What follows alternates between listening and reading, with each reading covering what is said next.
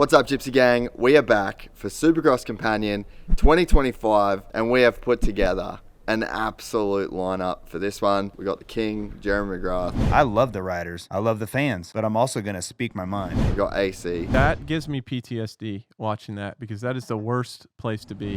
Heavy hitters. We need to let them know that we want them back. We were all at the race watching live at Anaheim 1. So we recorded this yesterday. This is the Rewatch episode. If you want to support the podcast, you can head to gypsytalespodcast.com. You can get yourself some merch as well. Helps keep this show rolling. We are watching this on Peacock. So we basically start the stream and let it run. You can look at the timer in the corner to sync up your stream. If you're not in the US like we are, you need to watch live on the Supermotocross Video Pass. Search that up, get yourself a sub, and join in with all the fun. All right, let's get into it.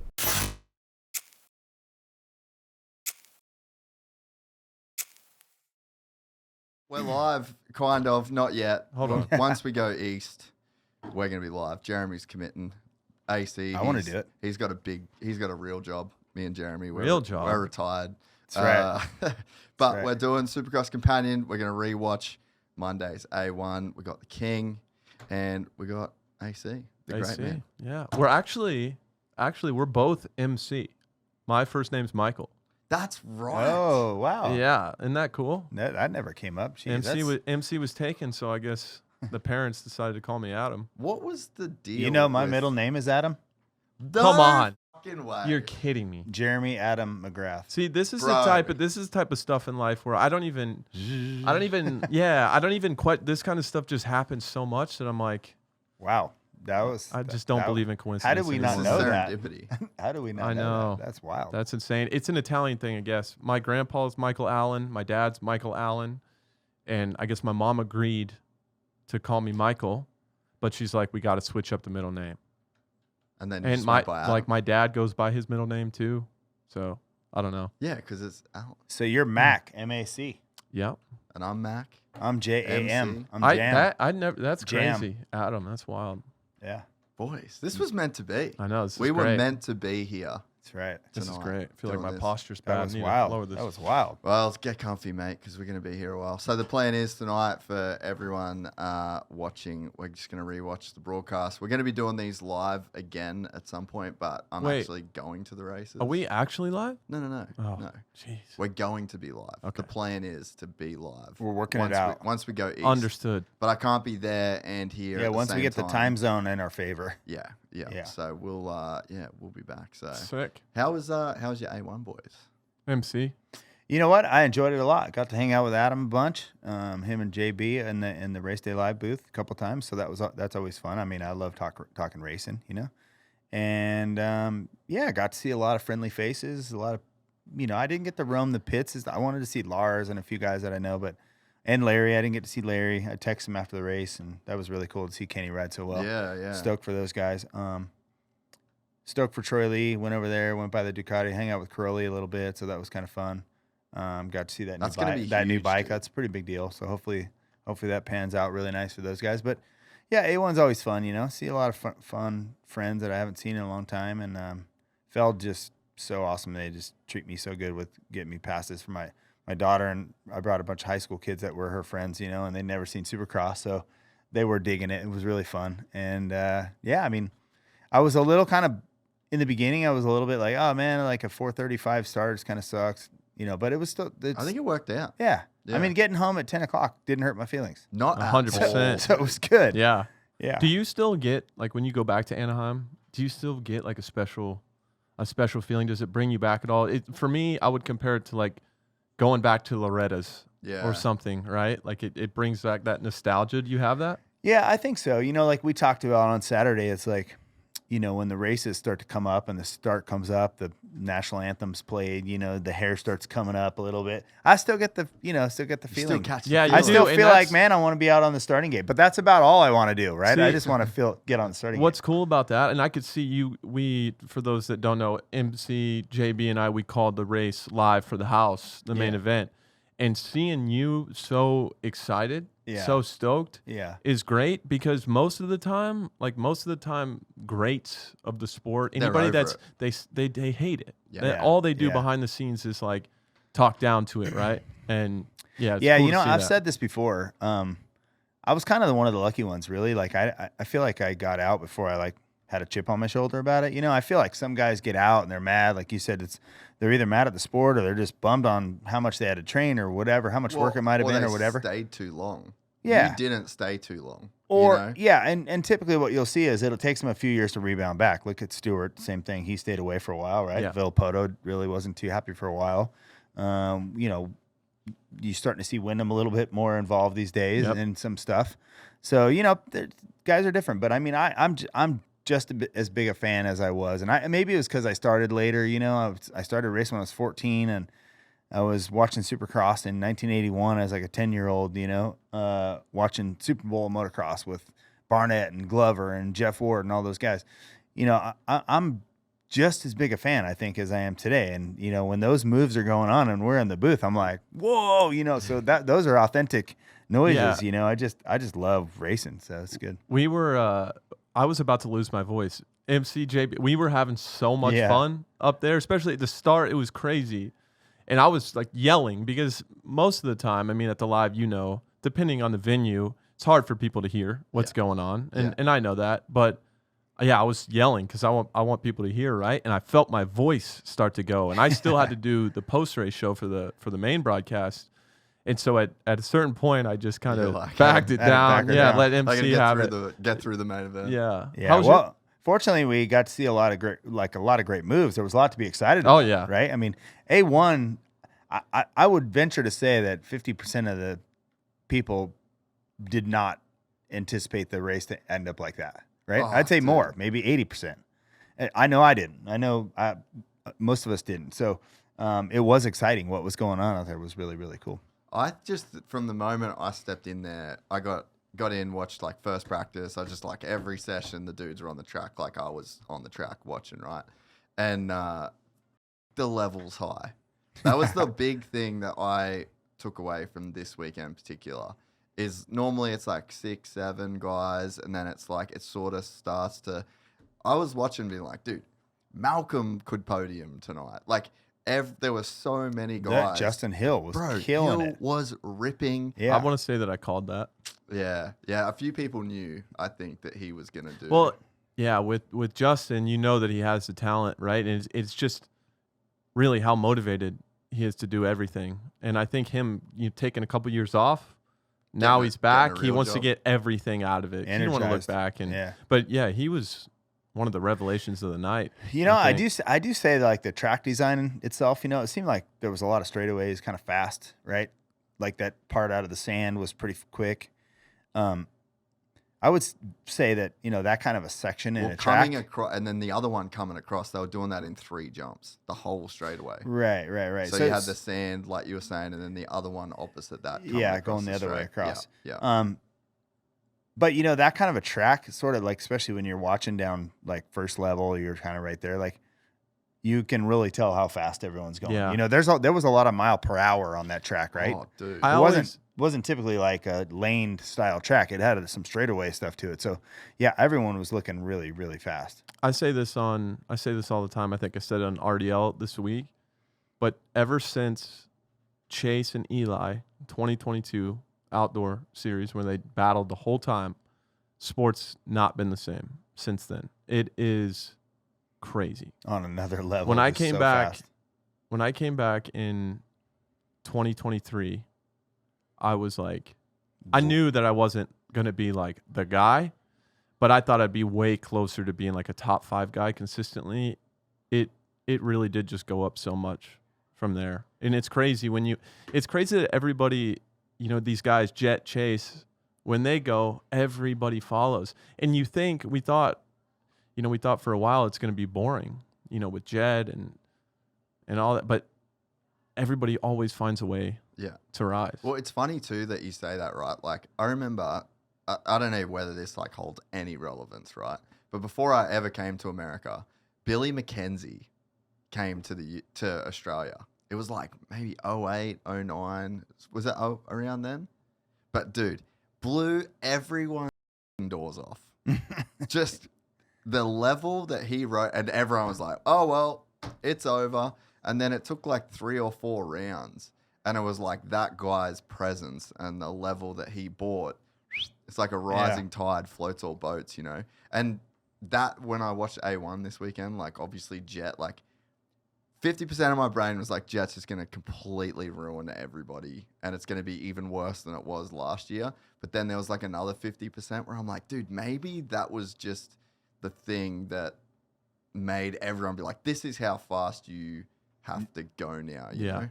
I just even watching Chase, we were talking about it this week. I mean, looked crazy, bro. But it's how precise everything is. Flawless out there. In that type of sprint speed, like I feel like maybe that speed used to be used in spurts for here and there, but make no mistake about it, like everybody, that's the level now. It's insane. And Tomac fastest both practices. Oh yeah. Yeah, you know what? I still think I knowing what we know now, Chase was looking at those times probably going, I'm not worried about that. You know, because I think it took a lot for Tomac. Tomac did look good, but now that we know what happened, right, in the heat race, he didn't really have, he got past, and he was like he wasn't as dominant as we saw maybe in practice, right, as we maybe thought it was going to be. Yeah. But Sexton was just like nails every time. Good Technique starts, flawless. He never had any trouble with anyone ever. He didn't even see anyone. And so that was, I have to say that was unexpected. I mean, that he can throw in those really good rides, but I mean that looked so easy for him. That looked like he could repeat that easily. The next best, year. the best he's ever been, I think. Absolutely. On Saturday night, and I'm Best pretty Chase has surprised ever because I been, didn't think the bike looked great last year. Yeah. He was struggling with some of that stuff, but the bike I don't think looked great last year either. So Looks like they did whatever a lot of they work did on the front end. To me. whatever they did, that bike is working good. Yeah. Alex actually got a clip of him after the triple into the right-hander, and it just had I'm going to go on a rant later, but like the 2 feet of racetrack that the guys used after the triple, and he had like a big knife. Was it the main event? But saved it. Like that's the sort of that like in years past. Yeah. Big knife, caught it. You're up.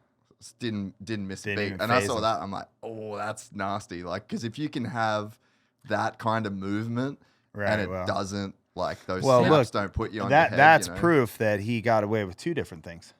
He made the stall. He did. And, got caught and still just motored back away. But there's a few little chinks in the armor. His riding is not one of them. It's just whatever those little things are. Well, I think one of the things we talk about mental strength all the time, and I'm not preaching UMC, all about it. But to me, it's me. Say something good about me. You too, man. I see you on the mountain. We went on a mountain bike ride. I saw you were nails, man, wheeling down the hill. No, I shouldn't have said anything. But it's a calmness. Yeah. That's what it is. It's so difficult you're leading a main, you stall the bike, the crowd goes insane, you hear somebody behind you. It's so hard to not go out of your comfort zone and try to do more and try to make up for it.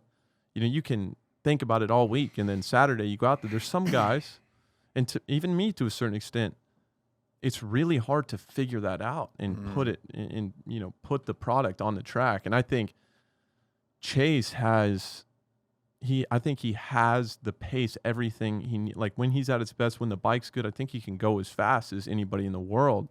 But I think Chase has matured emotionally more than anything. So. I think you're right, and it looked like that when he made that stall, and he lost the gap. He didn't go like and I'm going to try to gain 2 seconds right then. He just inched back out.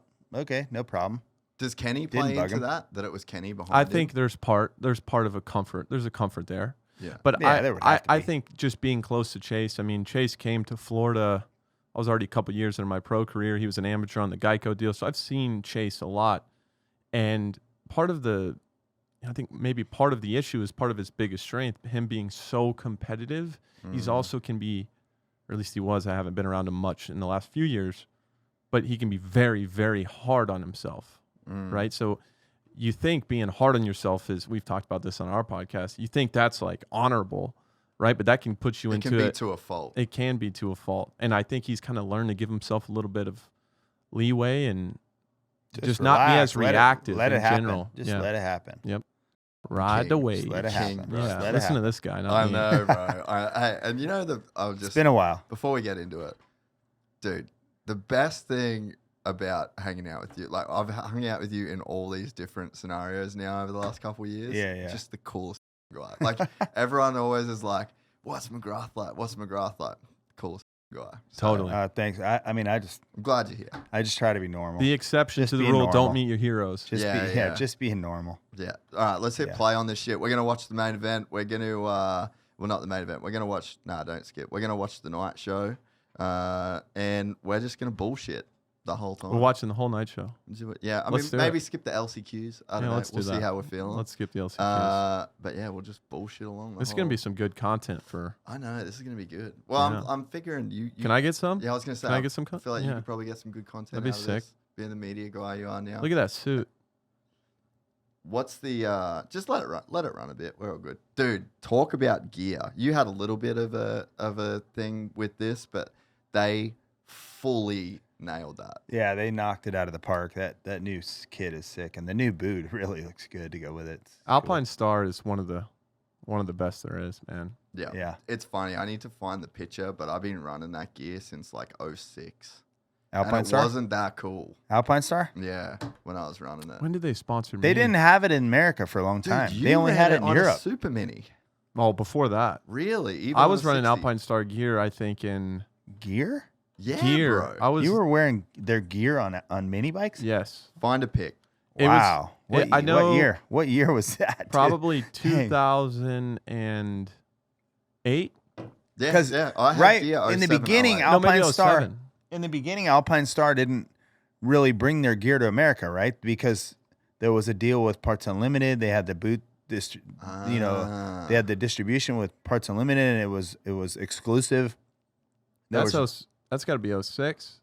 05. Lake Whitney, yeah, that was the 05. first year. 05. No shit. Yeah, I was shift before that. Dude, Ben Townley. Wow, look at that. Won a world title in Alpine Stars gear. Yep. On a KTM. I remember that. And I had all that gear. So it's actually so sick seeing where it's at. Dude, speaking as well, Chase Sexton. Look at those boots. Those are sick. One of the biggest crowd receptions was for Chase Sexton in opening ceremonies. AP and Eli Tomac were the three biggest by far. Really? Dude. Yeah. And Chase, way more than I would have expected. Like, you don't think of Chase as like the fan favorite guy, you know? But, dude, the fans were frothing. I think people come to respect consistency. 1 million%. And that's what, like talking about Jett. I don't know. Maybe we can talk about this at a different time. Speaking of likable, right here. AP. I think with Chase, people appreciate that he's normal. Yeah, he seems very normal, and he's a grinder, man. Someone you can relate to. You can tell he's got humility. No he's got humility. Yeah. And he says it like he's so honest. Sometimes where even with some of the bike stuff, like he is just saying what exactly all the other guys are thinking, right? And sometimes I get that it can come across a certain way, but to be, I think what connects with people the most, no matter what type of personality you have, if you're authentic, people are going to gravitate to that. Yeah, I think so, and I think the other thing is if you just you're relatable, right? I mean, he's just relatable. Like the problems he's having is the problems anyone could have, you know. So on their dirt bike or whatever, it's cool. So this opening line here in the pre-race show, little behind the scenes. I had practiced my rehearsal on Friday night. I botched it, man. I can have bad rehearsals. Like it's hard to do it. I was bad at practice starts too. Like I had to be there. Yeah. So I don't know, but I had this perfectly. I mean, I stayed up late on Friday night. I mean, I was dialing this thing in, right? And it's a 20-second, 30-second clip. So I go to speak, and our audio was a little bit messed up. Lurch, who is the live announcer down on the floor, picked up in my mic, all of our mics, screaming as soon as I started to talk. And I was like, so it just well, I didn't. It came pulled across, it? Yeah. it was maybe a 6.5 or 7 out of 10, probably. But that's like stuff behind the scenes that happens, and you're yeah. And you couldn't get to the volume button quick enough. You're like, you could have turned him out. Yeah, you could have, but you're you're already right on. there. You're like, okay. What do we think about this? Where is it? Have we got it yet? Yeah, I think we already got it. Let's go back. I want to hear it. No, people don't want to hear this. I need to hear it. I need context. People don't want to hear this. I want to hear it. Go back a little bit. I need that one. We got to turn the volume up so we can hear it. Oh, you got to go a little bit further back. Which one? Go to about 1745, probably. Is that you? Yo. Is that you? I don't know. This one's me. There you go. Is that you? Yeah. That's better? Yeah. It's way back. Go, yeah. But no, let's just come on.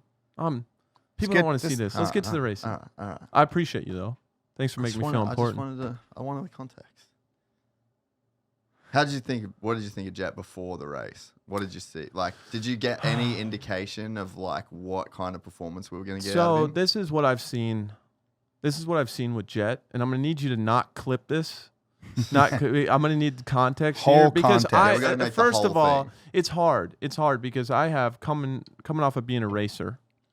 I have so much respect for these guys, and I couldn't hold it. He's way better than I ever was, right? But I'm an analyst now. It's what I do. Yes. That's what I do. So just from the outside looking in the off season, he seemed more negative than he's been so far in his career, and he's got this kind of us against the world thing that I heard before. And I'm like at the press conference and even some of the interviews on Saturday, it's like he's rolled that back a little bit. It's like somebody said, yo, okay, let's be a little bit more positive, right? But all off season, media days, all this, he just seemed like he had the world closing in on him a bit, right? And that's a very anxious place to be. And he's always been the type. And it's against his personality. 100%. Like his actual, like who he actually is. He's not that guy. That is the outside forces. Right? The other people around. Because you've heard him say like, oh, I'm getting booed or whatever because I'm Australian.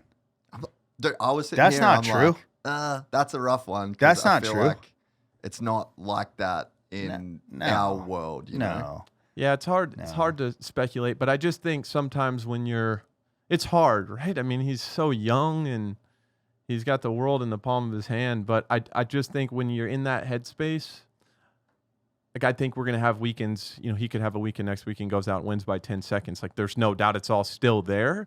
But I just feel like that's a tough place to be as polished as he's been consistency-wise.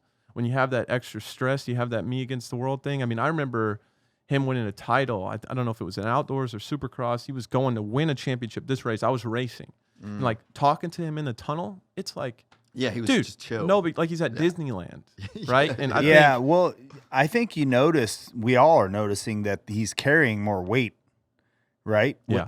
With something. And it seems like to me, just the little bits. I mean, I don't hang around him. I don't know him and stuff and whatever. But the little bits that I do see, seems like he's really like he's trying to be quiet.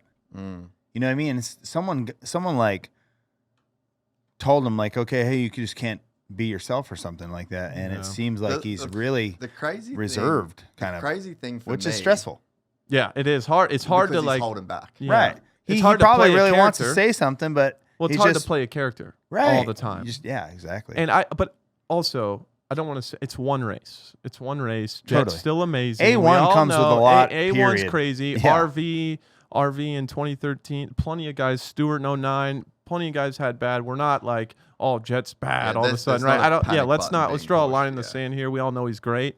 But just from the outside looking in, even if he won the race, I would say the same thing. It's just that little bit that negativity around him, right? Not even around him, but just that's what I'm sensing. Yeah, and no, I mean, yeah, we talked about it before, but like I have a hard time because like I don't want to be critical in any way because of like where I'm like they're my friends as well, but there's definitely a point. I had conversations with them in Melbourne, like, hey, people love you guys. They do. People really, America really loves those love guys. you guys. They do. And think about it, man.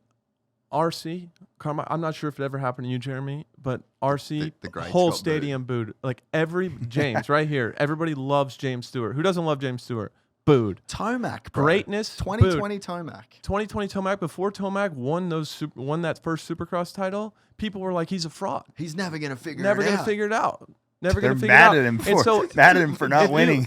If you stay the course, which is easier said than done, but if you stay the course, people will come around. Chase this weekend was that. Yes. I did not like, and I love Chase. I think he's as solid as it gets. I did not expect people to cheer him as loud as Aaron Plessinger.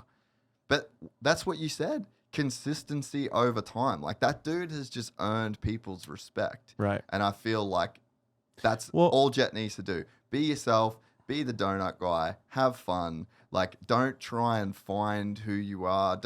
And the other thing is, the internet is undefeated. Undefeated. Yes. I know this. Do not push back against the internet because they have a way bigger stick. Yeah, like, right. Don't go there. Yeah. You know. All right, heat race, just like that. I mean, my thing is like, just be yourself. Yeah. It's so much harder to be somebody you're not. Yeah. Right? And you can't be that same person all the time. And fans know that. Fans can see that. And the fans loved him. They love him. A2 when he went over the bars, battling with Ferrand. 2020. Bro, had the world in his hands. I just think before we get into this heat race here, pause it for a sec, Griff. Before we get into this heat race, that's I'm the same as you. What you're talking about, like being critical, right? Like I've been around Jett. He's always been super kind to me. Dazzy, Hunter, great people, so much respect. To me, I would love to find a way to not speak any type of negativity on anyone, because I really genuinely, I hope people know by now, man, like I have so much respect for these guys. They're unbelievable. But yeah, I mean, that's just it. I mean, that's just it. It's not on a person, like to me, this type of stuff is not on that.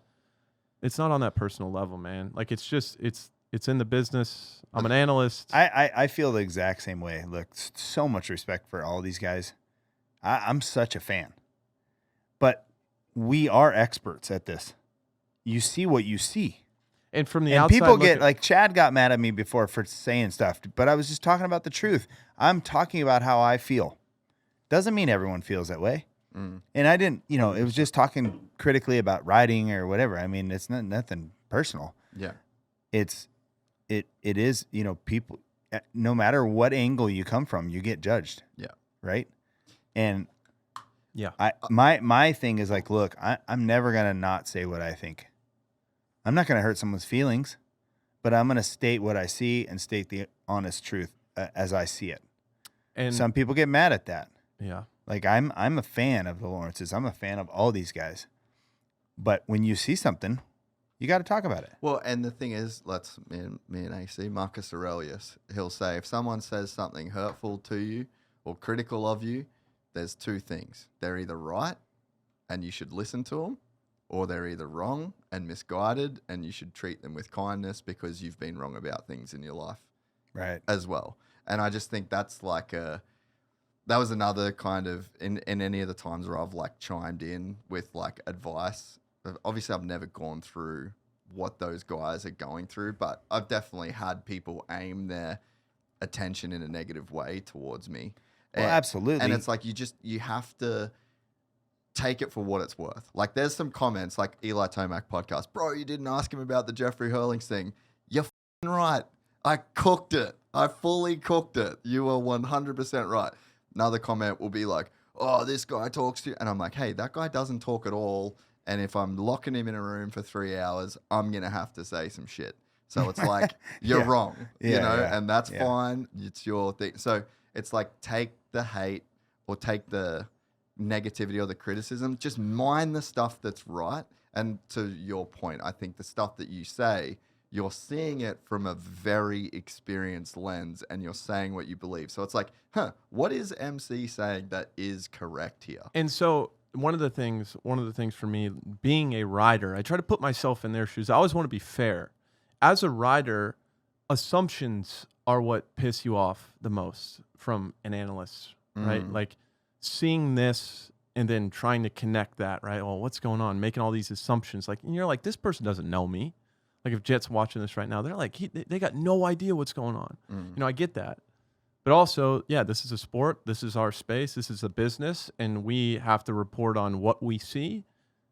And it's easy to see, just like when one of your buddies is in a toxic relationship. Yeah. It's super easy to see. Yeah. Like it's so clear. You can't see it when you're in it. Dude, what are you doing? Yeah. Right? You're not in it. So there's that aspect of it that as a former racer, I'm like, I get it. I understand, Jett, that I don't know what's going on but we got to say this. Here's the way I think, you know, as a racer, you really. can take it two different ways, right? You can take that as like, oh, the guy's really talking shit on me and whatever. Or you can go like, wow, I'm going to be a sponge and actually listen to that and go, all right, that's constructive criticism, right? Yeah. I'm not here to talk about anyone and talk bad about them. But as an expert in this sport, I'm going to say what I see. Share your perspective. Share my perspective. And so, absolutely, I love these guys. And the point of it is like, look, I'm just stating what I see, stating the obvious. The problem is that I don't think people people as in like, even there's times where I'm like, I just don't want to talk about this. I don't want to ask these questions. I don't want to do essentially my job. But the flip side of it is, so like I've got an option, say nothing or say something. But saying something comes with these guys being upset. Saying nothing comes with all of the fans that listen to my shit be like, this big thing happened and you're you avoiding didn't it. even talk about it. And then it makes me look, you know. Then they're like, are you a real analyst? So it does put you in. So that's to your point, is like when you're an analyst and when you get paid to like do these things, if you don't talk about stuff, you're also losing massively. Here's the moral of the story. You can't please everyone. And that's the way it goes. And as soon as you realize that, I realized that a long time ago. I can't please everyone. I love the riders. I love the fans. But I'm also going to speak my mind. No one's going to stop me from speaking my mind. I'm watching the same thing you are. I may have a different perspective.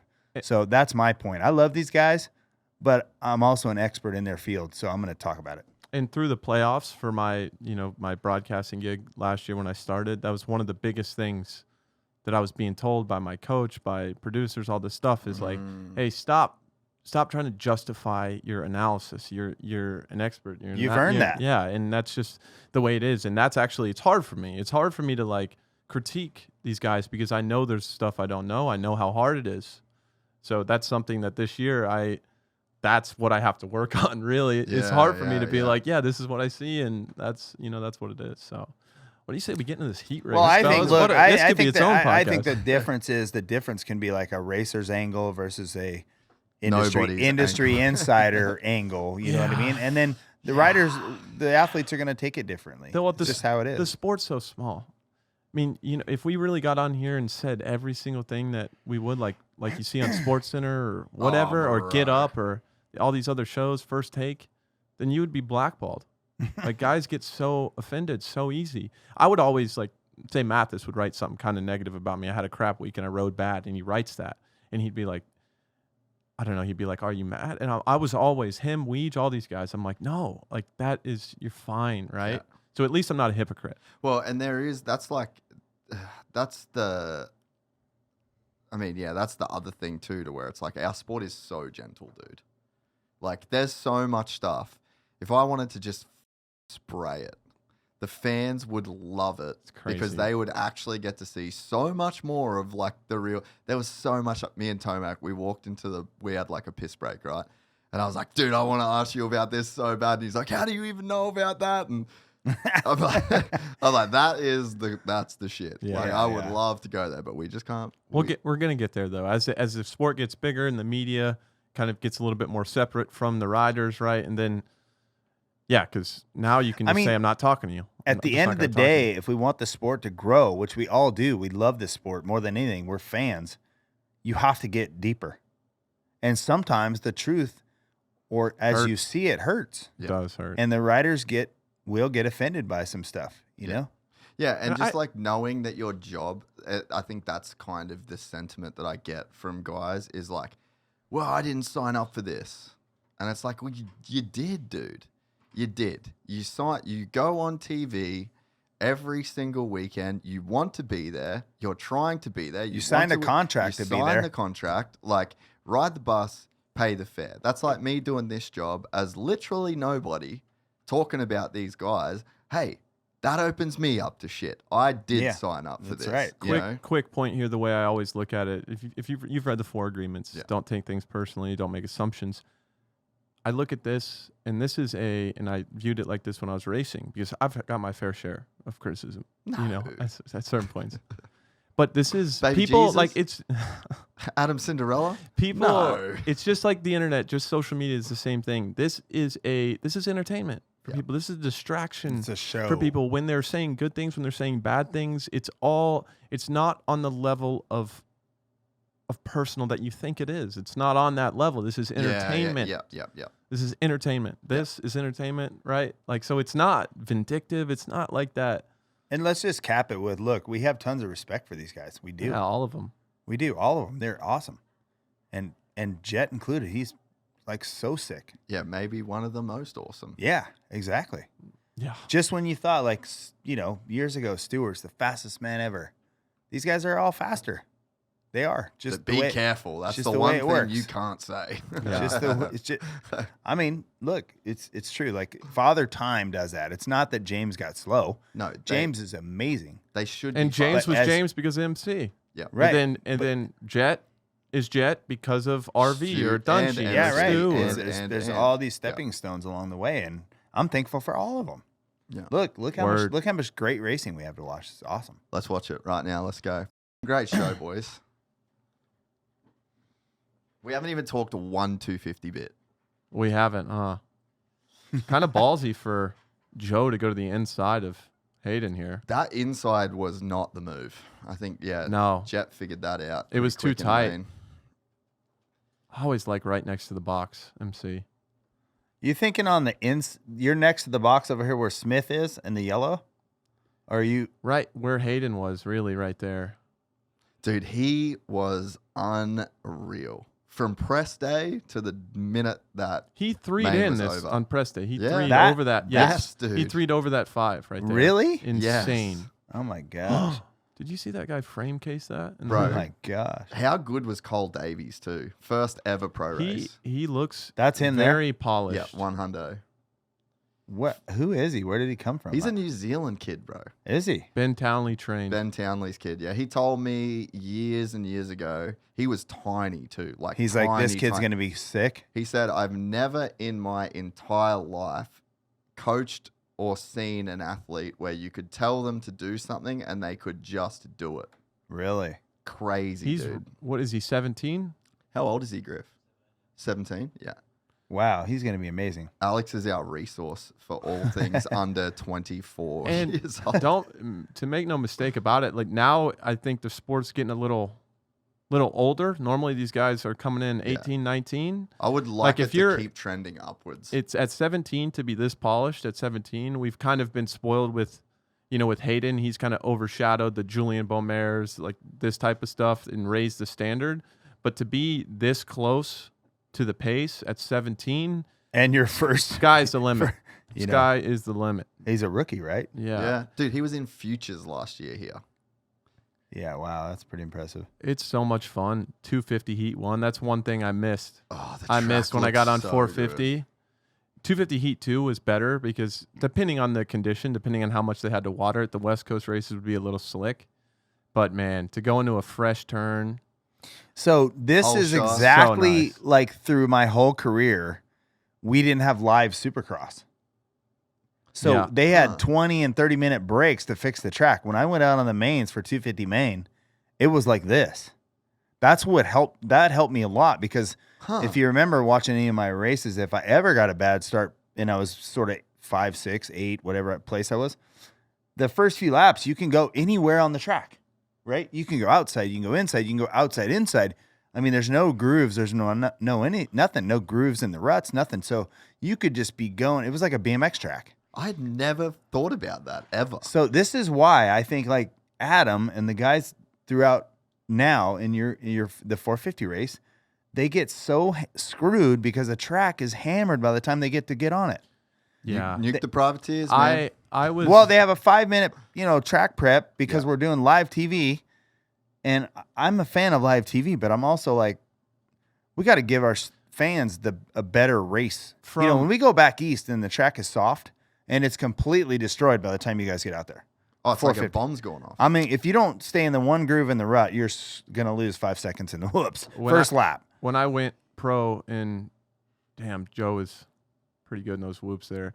But when I went pro in 2014, it was the tracks completely different. Like they were so much more. If you go back and watch those 2010 Anaheims, the tracks were so much different. Yeah. And yeah, it was unfortunate timing for me because I like the slicker stuff. I mean, remember Anaheim back in the day, in your day, and like blue groove, you're steering with the rear. Yeah, and it was so fun. Yeah, then you'd go to Seattle or Tampa or whatever, and it would be ruddy, and it was Atlanta each track was really their ruddy. own. Yeah, they all had their own characters. Yes, I think we've gone to that in the Nationals, even though.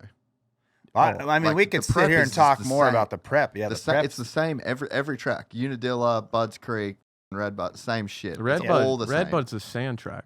Like Yeah, it Red is Bud is now. a straight up sand track now. It used to be like you'd know, okay, we're going to Sacramento, we're going to Hangtown. It's gonna be like hard this. packed Rocky, Dust Bowl. Yeah, Like you're Watch gonna have to I watched choppy and all this. Hangtown. Now they're all the same big ruts. I think that someone needs to talk to me about that. Go back and watch Hangtown 2007. I just watched that the other day. Really? It's crazy.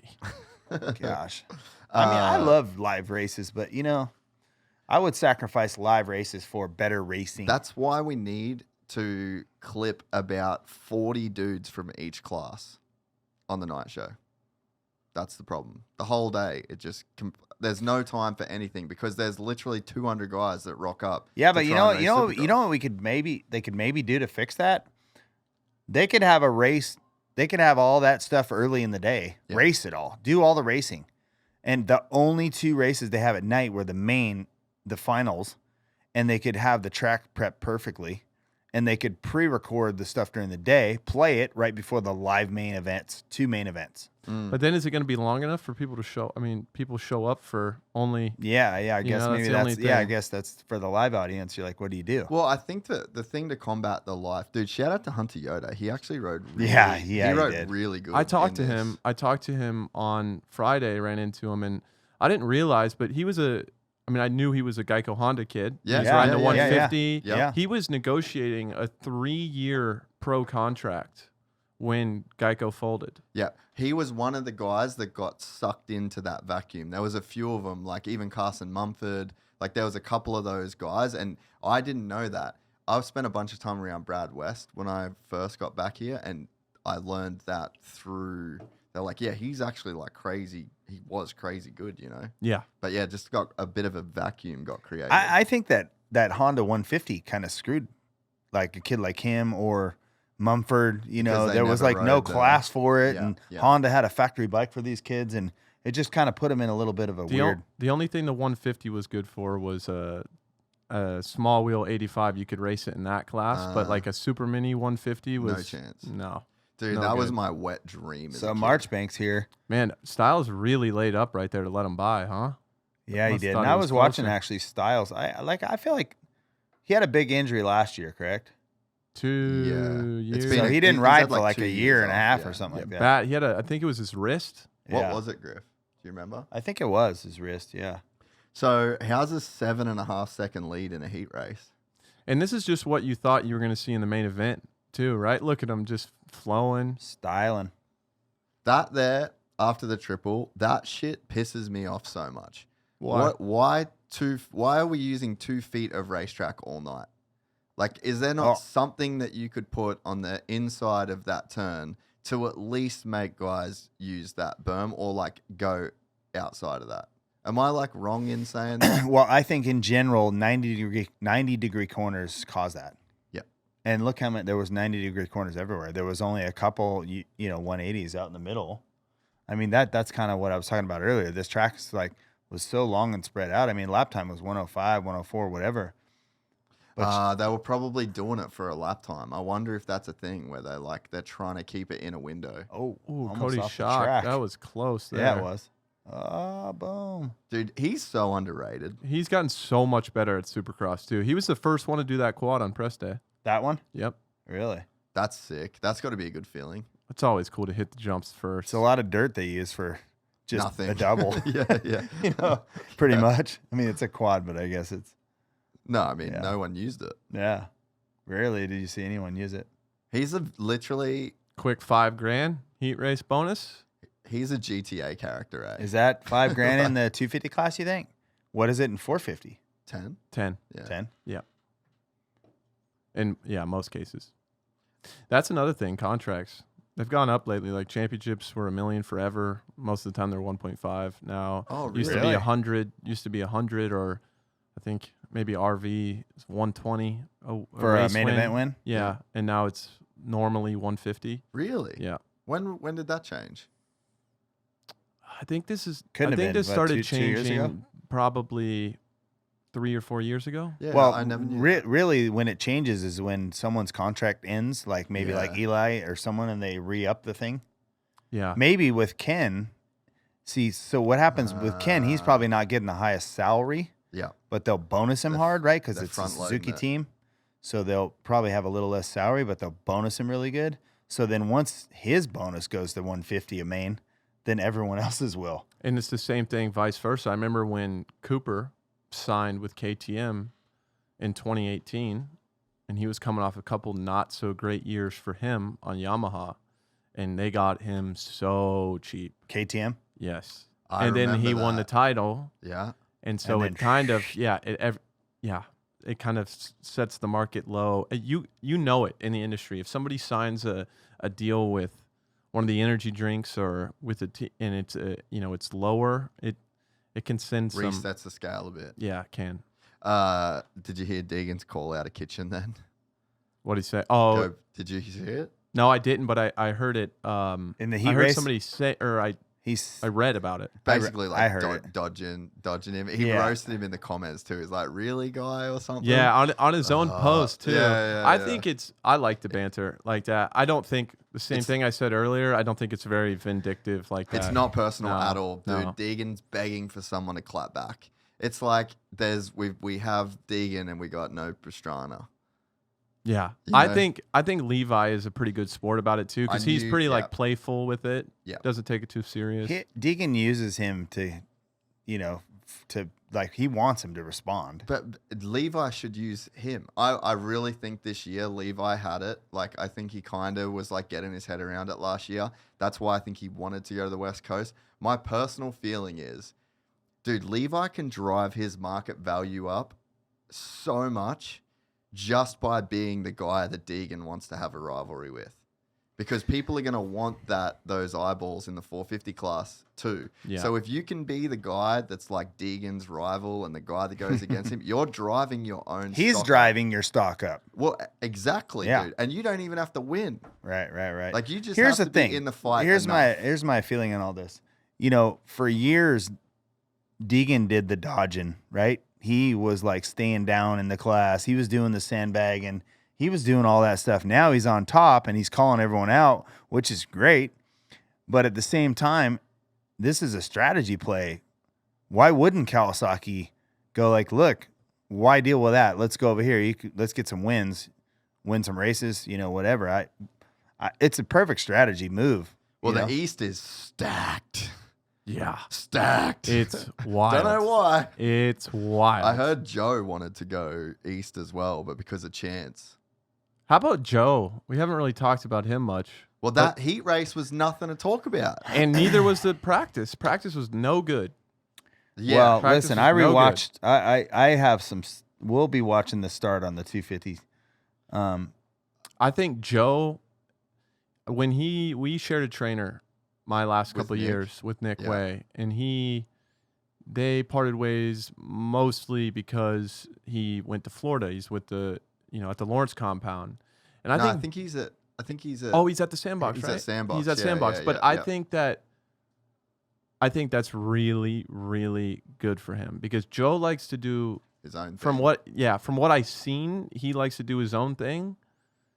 But in my opinion, just in what I saw, I think he needs to be around people that are pushing him, and he just looked more. Was Nick not? Oh, you mean riding wise? No, yeah, just in terms of riding with other people, yeah. It No, just, Nick you was know, the pushing whole, him like, fine. you know that whole dog in him meme? Oh, I talk with Joe. That's Joe all just I has say. like the nicest dog, like just a real, like a lap dog. Like he's got that dog in him, but it's like, you know what he says? He says, "I got the cat in me." yeah, That's what he says. I'm like, nah, we can't do that. we Gotta have the need dog. that dog. Yeah, I've never seen someone sleep as much as Joe Shimoda. It is incredible. We stayed together in Michigan. My last year outdoors, 23, insane. 12 hours. He'll sleep 12 hours straight. This race we're watching here is pretty awesome. What do we think of the neon kit with Smith? no, You know, he said that He's channeling his Valentino Rossi. yeah, that is straight 46 right That's there. V46 right there. I heard that he said the Triumph, from a good source, the Triumph was faster than the Star Bike. That's what he says, which is wild. I heard the Ducati 250F Oh, Caroli told me that is a rocket. crazy, dude. Wouldn't that be a shake-up? So Imagine two bikes that were like super competitive against that. I guess Ducati, you know, the whole rule where they have to make, what's it called? They have to make the homologation. 400. So they were asking like, hey, I think you have to have 400. Yep. And they were like, yeah, can we maybe do half that? And I heard some people were like, well, dude, nope. They should. So, all right, MotoGP. What do they do to try and get people into the sport? That if you're at the back of the field and if you didn't score the points, you get more testing, you get more of this. Maybe we should go to the homologation is half or a quarter, Right. to encourage new manufacturers. Because, dude, that whole Ducati thing, I don't think people understand how good that is going to be for the sport. Here we It's go. gonna be Check it out. amazing. Valmir riding good. This kid's awesome, man. Oh, he man. is He's good. legit. Look at that little back end He's a great rider. swap, too. Bro, how was the mink coat Dalmatian? That was pretty That was sick. Yeah. sick. And it's such a contrast to his personality, too. He's like so, I mean, at least Stone in this cold, world, like- he's got the stone cold stoic thing going on, which is awesome. But he just looks so much, his body position has changed. He's so much more neutral on the bike and moving less than he was last year. You think notice that, he MC? works with Millsaps, yeah? Yep. Davies got him going well. Everyone said how good he was going in the off season. It was like a full thing everywhere you went. And he looks confident. He looks like he knew. And he he's was ripping. young too, right? He's like 17 or 18. 18. Yeah. And God, he's that's racing against a crazy. 29-year-old? Yeah, 28, but yeah. 28. I 28, okay. I ain't mad at it. I think we should be scrapping the East-West. Just put Make it all it a full together. series. Serious? All of them, and you're the big boys. Like, you guys are as good as these. You guys are all professionals. These- Right, but think about the privateers. Not. No, I'm just thinking about Oh, the boy. Being serious? Oh boy, here we go. No, no. Being serious? No, I'm being serious. Like the travel schedule for someone that has to drive around in a van in a 250 class when they're just getting started as just come from amateurs. You can say it. Fuck 'em. Okay. All right then. Fuck the guy Clip in the that van, one. huh? Clip that one. Clip it, post it. I was Yeah. that guy once for a few weeks. Yeah. No, actually, I ran a whole series myself. Team Green back in the it's day. a whole thing. I don't want to get into it. I'll just ruin everybody's night if I get into if I go too deep. Well, if you're doing that, then if you're doing it that way, then you don't really need any extra riders. You just have your invite list. There's your show. Well, you know what I would rather? You know, You know what I pretty would much rather? everyone's a factory rider. It's done. I would rather have a really sick series like in between motocross, in between arena cross and supercross. And that's where all those dudes go, but Feld runs it. They've put it on TV. It's like a real series that you can actually follow. And I would love some kind of like cut line. So like if you're a factory dude that was like fully underperforming, Here we go. Here we go. You see boom. that wheelie Yeah. over the face there? that's a And clean see, pass. yeah, it's a clean pass. And with someone like Jordan, right? It's so strategic. He didn't want to run him high on purpose because why make an enemy, right? Why start some crap? That's somebody yeah. that's being mindful. You saw that he had that little It's space. a That's all on purpose. Respectful pass. Yep. Yeah. And it looks like they're racing a heat race. Right. And Jordan is the type, if you race him clean, he's going to race you clean. If you rough him up, he will push you down. And he's a pretty thick unit. He did that with Deegan a few built. years back, right? They got into it pretty good Yes, Yeah, in a heat race. in a heat same- race, and same Deegan was like, team. yeah, he was dive bombing like inside, way inside, and they were like thrashing each other. Yeah. So anyway, sorry, MC, to go back to the point. Yeah, But I think there could be a series that is like that gives all of the guys, because like none of these privateers, we're not going to see any of them tonight if we don't watch the LCQ. They're all amazing riders. They're really good. They definitely should have a path to Supercross, but it's like, should we have like, because again, we make so many rules. I said to DB on the podcast, the ceiling is relative to the floor. So it's like how high you can make a thing is relative to what the floor is. You can't build a building that's just infinitely high. You know what I mean? Yeah, so it's like you've got to kind of close that gap. The way I see that is, look, there's 6 factory riders in each 450 heat race that we never see on TV. Never. Right? You may see the top 5 guys in the heat. You see the top 4. You go from 6th to 5th to 9th. You never see these guys. And that's generally one of the best races. Here's my thing. When I raced, they had the semis. They took 4 out of the heat. Then they took 5 out of the semi. So you get the guy that's in 5th place. You make him a superstar by winning a semi, right? People knew who he was. Able to make some more money. Get in the game a little bit better. Yeah. Right now you have top 9 qualify out of the heat. No one knows like that Barsha got 7th in a heat or 6th, or he's a pretty famous dude in motocross, right? I mean, and ripping. Well, look at this. I didn't see this. Sorry to interrupt you, MC. Oh, I didn't see there was a little brake check action from Avery Long there. And he got him right there. He was like looking. Avery was like kind of looking over his shoulder, trying to stop him. In the second to last Bourdain gave it to him in the last corner and qualified. I do like that last corner though. That's a very raceable. High speed. That's a very raceable. Quad in turn. and just straight to the femur. Yeah, dude, Deegan and Shock in that race. That was pretty good. Shock kind of strategically didn't punt him too. He could have really ran it in. Oh, definitely. I mean, take the 6th, man. Good move there. Well, like you said, like you're going a million going in that corner if you're gonna commit to hitting someone. Yeah. Right. How's Deegan's commitment on the other side though, too? Like, on the outside, dude. But yeah, it's almost like, he'll go around the outside of people like a fair bit because he knows people don't want that. That's called BDE. Yeah, my friend. Yeah. You know how you fix that? You got to give him the business. One time. Yep. At least put the thought in there. He's so cool for an 18-year-old too. I had that. Way that I had a little of that. Yeah, he's smooth. He's like a smooth dude. He from so his coming out party was A2 Futures a couple years ago. Yep. He was super fast, but really loose. Really loose. And watching him now, like if you watch Jett, right? He's so center all the time. It's like his center of gravity kind of reminds me of Chad in a way. And I mean, has he been riding with Chase? Because Chase is pretty. I don't know, but stable. He's also neutral. But he's so much more. Technique is perfect. Yeah. So much more stable. Yeah, he looks good. Look at this guy. What a man, eh? Honestly. He is literally the sheriff in town. Yeah. Yeah. That's it. That should be his thing, the sheriff. Team Tedder. Yeah. Liat gear. It's niche. Hey, he was stoked on that too. He actually couldn't say it on the pod because like he was waiting for the thing. But he was frothing. He's like, dude, I'm so bummed. I'm back with Liat. Like, they're actually awesome. Really? Yeah, I've never ridden a gear or nothing, but he was like fully pumped on that. So, stoked for him. Cooper kind of under. Make him fly look good. What's that?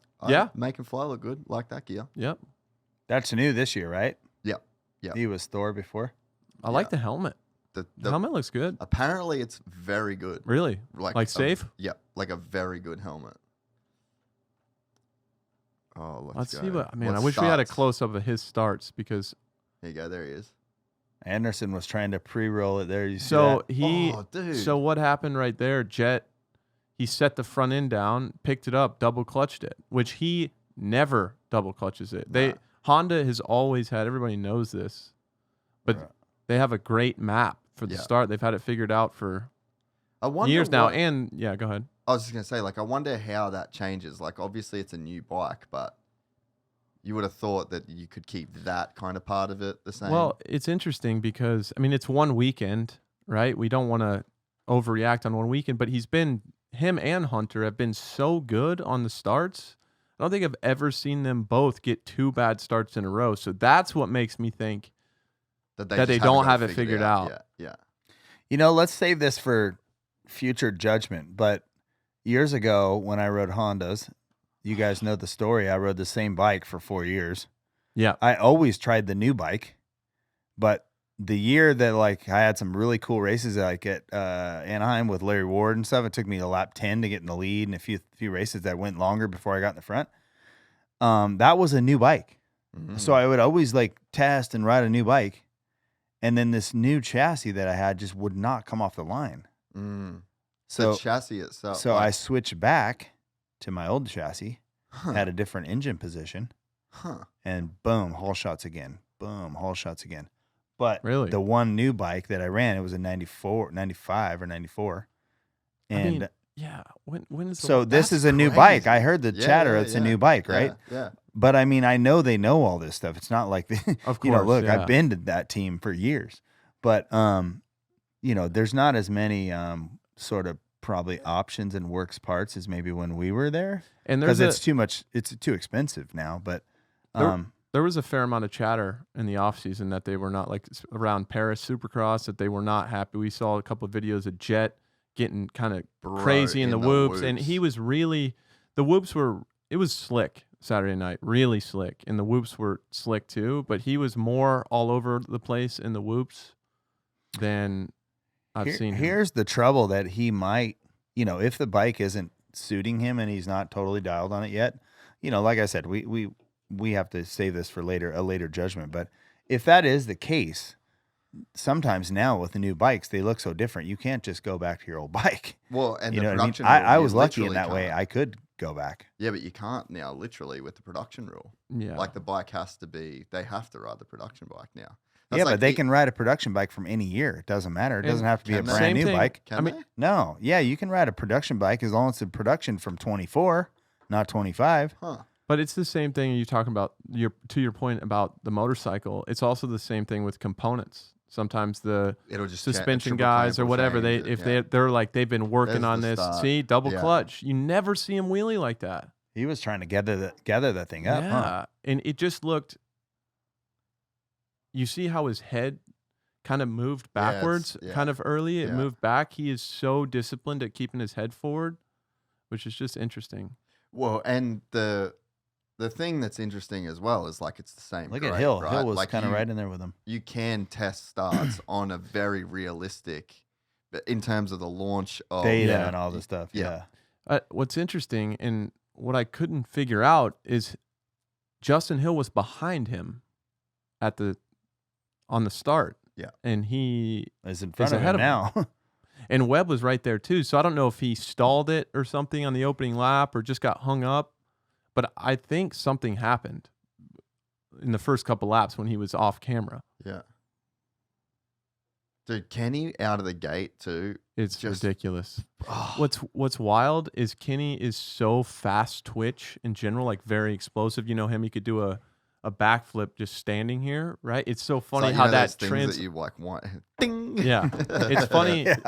It's funny how that translates to his riding. I mean, his opening lap speed might be the he's had definitely his whole career. Yeah, maybe the best. I think maybe the best ever. I think Hayden has that too, and Jett as well. Like you just see the way they can move. Like I always look for like the transition between like sitting and standing.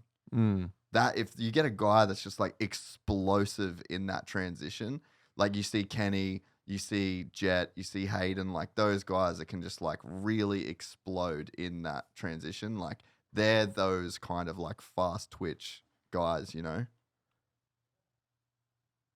it's slick out there too. This was the type of track if you maybe weren't feeling super comfortable and you were trying to be too aggressive, all you would do is dig yourself a hole just get slower. I think Jett was like that in quali. Like he probably would have had that quali time over Eli, and then he just pushed a little too hard in that finish line corner and like watch Ferrandis right here. Outside. Oh no. Yeah. Oh, you were right there, weren't you? Right on the dude. There he is, right there, and the beanie looking like a crim. That plywood doesn't feel great. Wow, that was. Can we put some yoga mats or something on the side of the track? So that track that lane must not be quite totally straight. It must turn a little bit more, and he jumped kind of off. Yeah, right there where Tomac went down. I mean, you have to trust the tires to an extent, right? You got to have faith that they're going to hold to an extent. I have a question. When you're riding, we didn't have that race lead light. You did, right? Did you ride with that race lead light thing on your bike? Yeah. When you're in the lead, like it looks like, does it look like? I remember. Here, doesn't look like he could. Much the last couple years, that was a Nashville Supercross in the heat race. But doesn't it look like this? Can you see that when you're riding? I don't remember. Could he see the glow? You think? I couldn't remember seeing it, but I didn't lead. I'm just wondering because it looks like lot. There's like an aura that comes off Adam normally, though, you know. So yeah, so sometimes people get it confused. You're just used to that aura. Well, I'm just thinking, like as a fan, it's really cool, but as a rider, I'm like, I don't know. Can you see that glow coming from the gas tank down there? It definitely works though. Oh, like I think when you're in the stadium, I mean, on the TV, it's very cool, pretty obvious, and especially for people that don't totally know racing. This is my perfect. wife. Perfect example. Who's winning the race? That dude. The green light. And then it's like, ask that question one time ever. And it's like, they can definitely tell. I had a few friends come to the race and never been before. They're not fans of the sport at all. And they were able to, I know, you normally get the, what's going on? Like, we don't know what's going on. But they do a pretty good job now of getting people up to speed. For sure. So he's got past. Yeah. I mean, all in all, good ride. He didn't panic once he got a bad start. Yeah, heat race, A1, like just doing what he needs to do. Yeah, it's all good. Just put it in the main, bro. Look at this guy. So he was fifth. So he was fifth. He was fifth in the heat. So it's going to be like whatever, either 9th or 10th pick for the main event. Yeah. And that's why he had to go real far inside. Right. Well, he ended up right next to Anderson, right? They were together. Yeah. Because Anderson was on his Jason went like, that was where the lockdown thing for me. I'm like, what? Yeah. I said that on the podcast with Daniel Blair recently. I said, I know this sport is don't make rules, man. Let us be free. That's our whole sport base. But it's like maybe some rules, like let's have the Holeshot device like 2 inches down. It's the same for everybody. But like when I saw the video of the Cowie test track, like leaving, we talked about that. I'm like, bro, are we going a bit too deep if that's where we need to be? I'll let you pop off on this one, MC. But I did always lobby to get the Holeshot device lower and lower and lower. Oh, but because there's so much torque. There's unlimited traction. Such an advantage, to have it. No, I get it. Low. I get it, but I think it's dangerous now.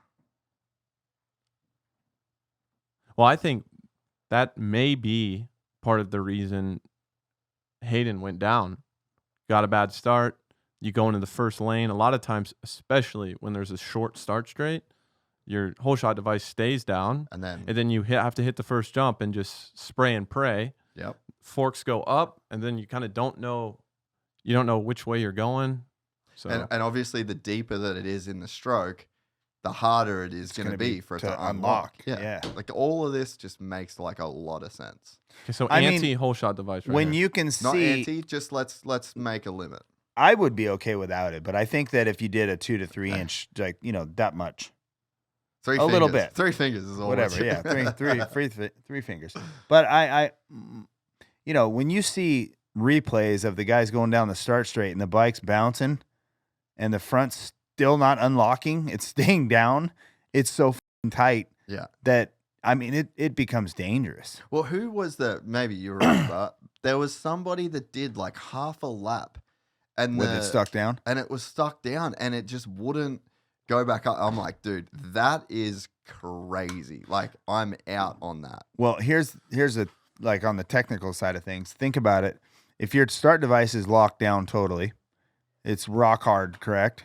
Yeah. And you go to hit the brakes, you're going to get like that front end swap. You have no feel. Yep. The only feel you're getting is the compression of the tire maybe. Yep. And you have to be so really careful with the front brakes. If you have all if your Holeshot device unlocks a little, halfway down the straight, you dive into the corner, the bike changes, the weight bias changes. You got the tire, you got the suspension. You kind of got that whole thing going on, which we've seen some big start crashes in the last few years, really big ones. And I think it's probably, I would put it down to that. Well, and I think as well, just to like keep hammering the point home, now that we've got greats, there's no picking the way right less separation. Way, and the privateer dude, I never understood the greats. No. Never understood it. No. So I just think that the whole thing they've got the whole thing. The wrong. greats took a lot of like skill and finesse out of it too, which I was so much better of I was a good starter. I was a good starter anyway. But I was even back in the day, MC. I loved concrete starts. Like that's you just had the because technique. you have to Yeah. finesse the clutch so much. I didn't mind either, Mammoth. Like but this every is year, just it's like, dummy proof, and everybody's so close. And you're getting no separation of the good guys that picked a good rut, that got a good qualifying. Dude, Prado Jorge starts. just a little too far outside. I mean, really can't get much better of a start than that. but look at that recovery. Dude. A little whiskey throttle down the backside there. Really I think this trying to was get it. I think this was a great, very about the best it could have gone for Jorge. And I completely agree. Like perfect. So much. He's gonna have so much. If he didn't even race the main, he's gonna have so much confidence from that. Well, I definitely think it was a win for sure. How's the people saying like, dude, weren't even top 10? I'm like, you watch the World Championship? Like, I think because he is a champion. He thinks like a winner, and like even when he was on your pod, right? He's talking about how he wants to be, a champion. He wants to challenge these guys, and people, I think fans can take that as like, oh, who does this guy think he is, right? But I mean, you have to think that way. But what I love about Jorge, and MC and I talked about this on Saturday night. He fights. He fights for everything, like every position. If somebody gets him, it could be Jett, and he could be 2 seconds faster than him, but he's going to try to run it in and try to get him. And you see, even in this heat race, he fights these guys. Hunter tries to get by him. He gets him back, and then Hunter makes a mistake, goes backwards, and then next thing you know, Jorge, he's still in second at the end of the. Yeah, that's a crazy pass. Chopped off the front end there a little bit. Watching that one live was scary. I thought they were coming together. The angle that I was sitting at. On the Prado thing, I think that he did a much better job of what you're talking about in the heat race. In the final, I felt like he opened the door. He like sort of like settled a little bit, like, oh, there's whoever, there's Roxon or there's Anderson or whatever. Like he kind of really didn't take maybe the thought line. about it a little bit too much. Yeah, he kind of like goes like, okay, maybe I need to just. Oh, there's Malcolm down. That was a gnarly crash. Well, it's such we'll get back to that, MC, but I saw a couple guys go down in that turn, kind of in that spot, and when you transition from the sand to the to the main dirt, and you're on angle, you have to be really, really mindful of how much gas you're giving it. Well, he wasn't there because he stayed in the throttle pretty hard out here. He just got a bit of an in-swing off the bank. Gosh, and if anybody can save this type of crash, it's Malcolm, because that man is strong. Dude, if anybody can survive that kind of crash, it's Malcolm. I'm so glad somebody wasn't quadding that jump when he was right there, because his head, look at where his head ends up. Look where his head ends up. I guess he's a little bit lower, but still. Ooh, right over him. Did he race the LCQ? And he got 10th in the main. I thought that was an unbelievable good, that was a win for him. Okay, mate, that's honestly, watching him ride all day, I was so hyped for how good even press day, dude. Like me and Ethan was sitting at press day together and trying to do the who looks good thing. It's like, honestly, Malcolm looks like great. Unbelievably good. We talked to him at media day too, and he was, this was a few weeks ago, but everybody says they had a great offseason, blah, blah, blah. But he was like just in a really good headspace. Like he just seemed super positive. So how old's Malcolm now? 31? Oh, 30? really? I think so. I mean, 31, he's under maybe 32. He's underutilized and he's underrated in our sport. Like I honestly think at this point he should be a way bigger star than what he is. He's so under leveraged by the sport. Yeah, but he in order to be that star, you got to have the results. He really hasn't. He really hasn't had I mean, he's had some great races. I mean, he's phenomenal, but he hasn't put together a championship series decently enough. But I think AP hadn't until last year. It started. And he was still the favorite guy, you know? Like, I still think there's a way that your personality can shine I through, think you know? Malcolm's, he's got a lot of fans. In 2023, going into 23, that was a year because he had a really strong end to 2022. Yeah. And going into 23, that was everybody was saying, okay, this is the year. That's when Malcolm's going to get a race win, and he was doing really well at A1, and then crashing that rhythm, and he's like, I'm all right. The knee was down. All right, so check it out. Here's glued to this battle. Here's Hunter, Barsha, and Tomac. Barsha and Tomac found themselves together in the main too. Nothing like a 3-rider battle. Didn't in the main you saw Prado give Barsha a little like kind of cut over on him. I was watching. Yeah, maybe we'll see in those 180s. Yeah, maybe we'll see it in the main. But if I had one piece of advice, I even hate to use that word, but I think that there will be a few guys that would be upset with the amount of track Prado used in front of them.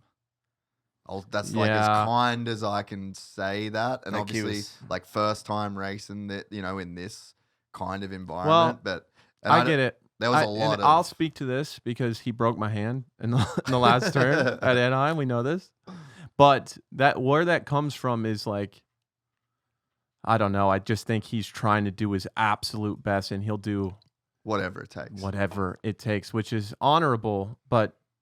Yeah, I think, and he's still young. He's young too. I think experience and racing, he'll learn because if he does that to the wrong guy, he's probably gonna feel it.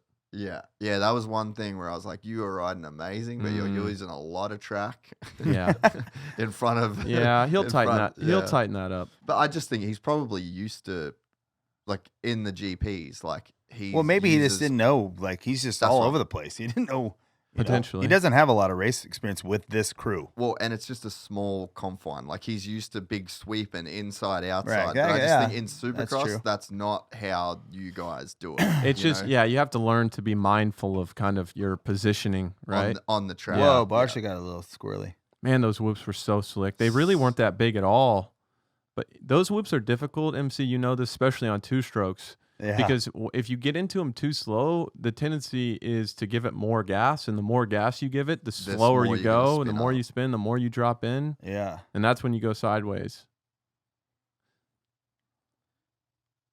What did Barsha looked good, I thought, huh? Barsha was riding good. Solid. Him and Malcolm, like, because he's at Alden's this year, like they're both there. Oh, they are? Yeah, like you could see that group. I mean, I thought AP would look a little bit better.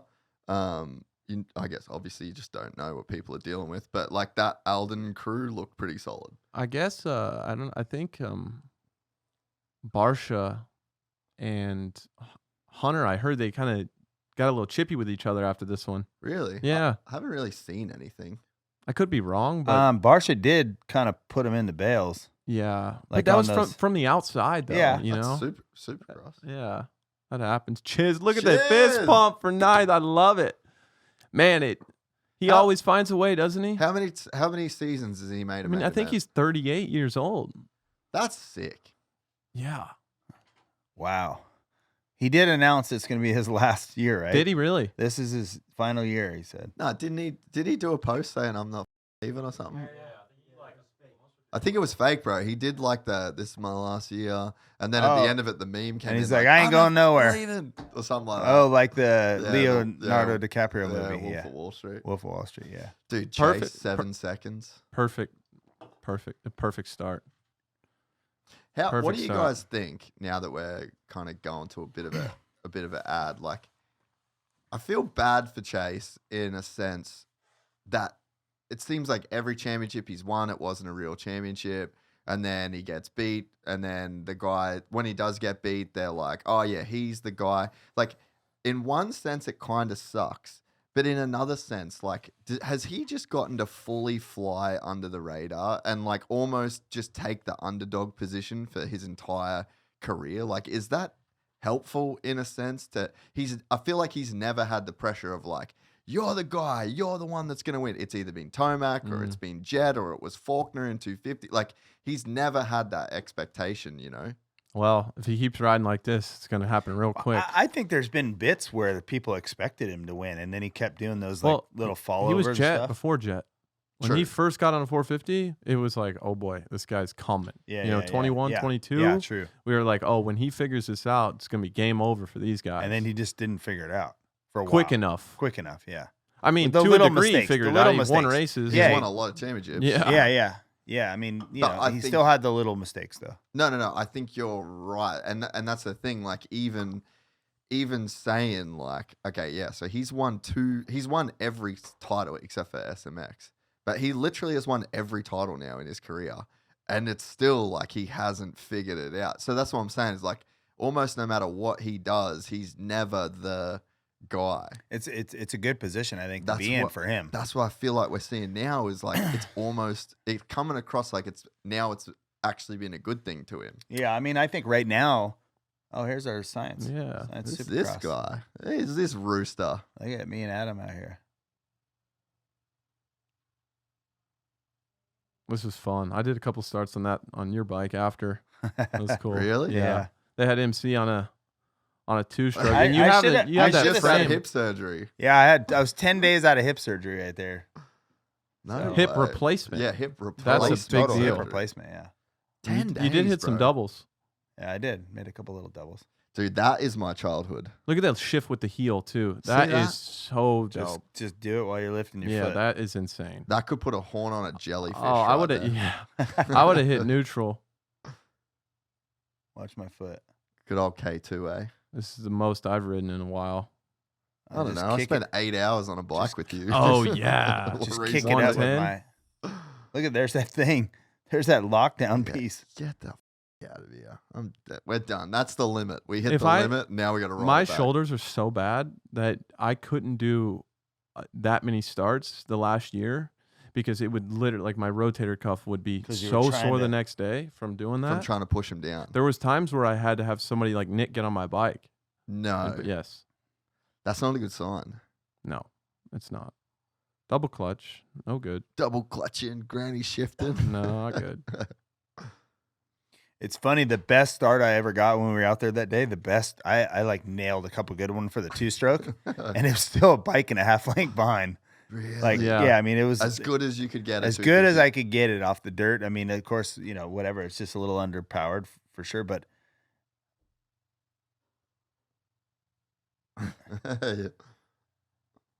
Yeah. The 2-stroke you have there with like the 450, the new style frame, Yeah, looks sick. yeah, it's cool. It's a fun bike to ride, really fun. But I that's the beauty of old 2-strokes, right? They make a lot of noise, super fun. You're just not going fast. Yeah, It's yeah. fun, which makes it cool. Which it essentially you can race, like you can race guys with a little bit slower bike, Yeah. 450 when you go like, all right, There's consequences. there's big consequences. Yeah, so I threw the old 450 down mounts in Helen. In You May. did? Yeah. Oh, like Oh, shit. fully like No third way. gear wide open throttle stuck on like just. I thought I was gonna kill someone, dude. wow, That was like my first real big 450 crash. that's not a good I spot was either. just like, dude. You don't No. recognize how What? how fast you're going. It's crazy that we're 2 years away from Dunge being retired for a decade.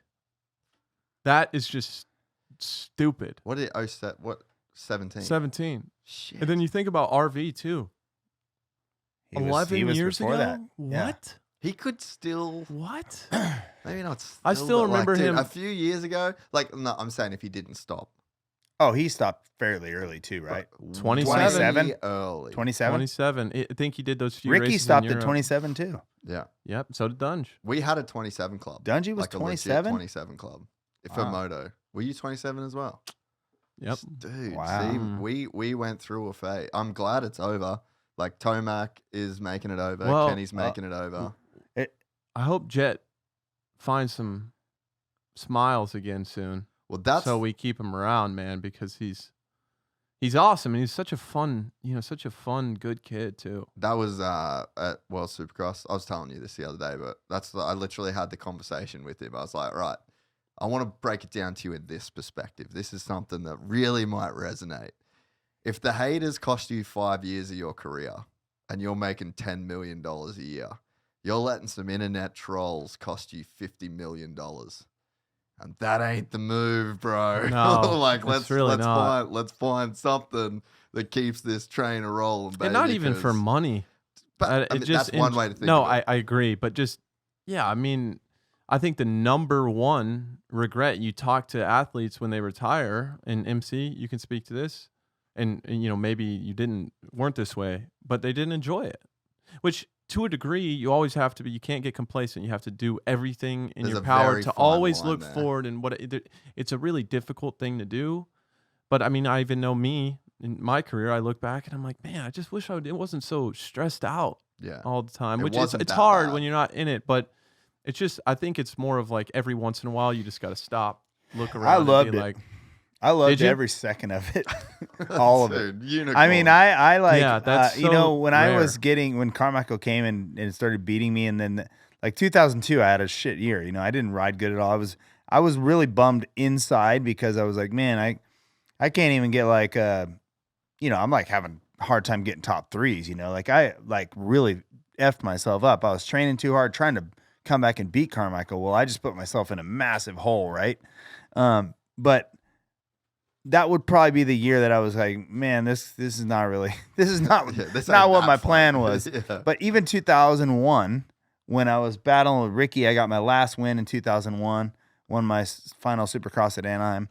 I finished second to him a lot that year. I was still having a lot of fun. I had a lot of fun. He beat me a lot. I won a couple. Thank you. I won a couple races, but seconds, I was like, no problem, seconds. And then the next year I go, fuck, I got to train harder. I got to train harder. And it just put me, I just went backwards. Make you flat? Yeah, I just went flat and backwards. So did you think you lost some of that raw speed, or because you were trying to be a little bit more? Yeah, I think, you know what? I turned into a bicycles because I got too light. It racked my back. Like I just got weak from being too lean. Like I'm thick. And that's what was my strength. Yeah. And I raced. Look at Deegan. I was a lot like that. Yeah, and your center of gravity. My butt was big. My legs are big. My stomach. I'm thick in the middle, and that's where you need to be. Pillar of strength on your bike is the middle. Yeah, it's so your core. Yeah. And I just was too light. I was 150 something 9 pounds or something like that. I'm not meant to be that light. What was your? I like to race about 165, 166. How tall are you? 5'9". Yeah. So that's like a good weight for that size. That was where I was at my strongest. Yeah. I could race even at 170, 167, 168. But if I was like really feeling good, it was about 165 right there. So I just got in the 150s and I had no strength. I couldn't last. I mean, then I'm competing against Ricky, and then I'm competing against everyone else who's trying to go Ricky speed now. And I just completely got behind the ball that year. So I think that year wasn't that fun, but every other year, pretty fun. I finished third in the championship. Yeah. Wasn't that bad. So I went. Well, you set the bar so high that everybody's like. Yeah, I mean, I was a victim of my own success, really, right? And that kind of happens to everyone that dominates like that. When Jett's not winning, we're like, what's going on? Yeah. You know what I mean? Yeah. He's supposed to win. And it's just that's just how it is. And but yeah, most of all, I enjoyed all of it. I think that's another impressive thing for me is like, how did Carmichael win so much, which was amazing, and then just go like, I'm done. He just walked away right on the top. I'm like, wow, that was impressive. It is, right? That's impressive. What blows me away about that is the semi-retired year. Because to me, it would be kept racing and just he would have won. He probably would have won both titles. Yes, definitely the outdoor title. Yes, definitely the outdoor. Like every race he came back to race, he won. He won everything. Which to me, that might be the most impressive thing he ever did. Is like incredible. How do you do that when other people are racing? They're into it. Doesn't make any sense. He comes out and smokes them. It doesn't make any sense. Dude, I talked to him about it not that long ago, and he told me that he was training more or less the same. He would have been doing the exact same program. And I'm like, if anything, it's less. It might be less work because you're going to the race. You can't do as much volume when you're.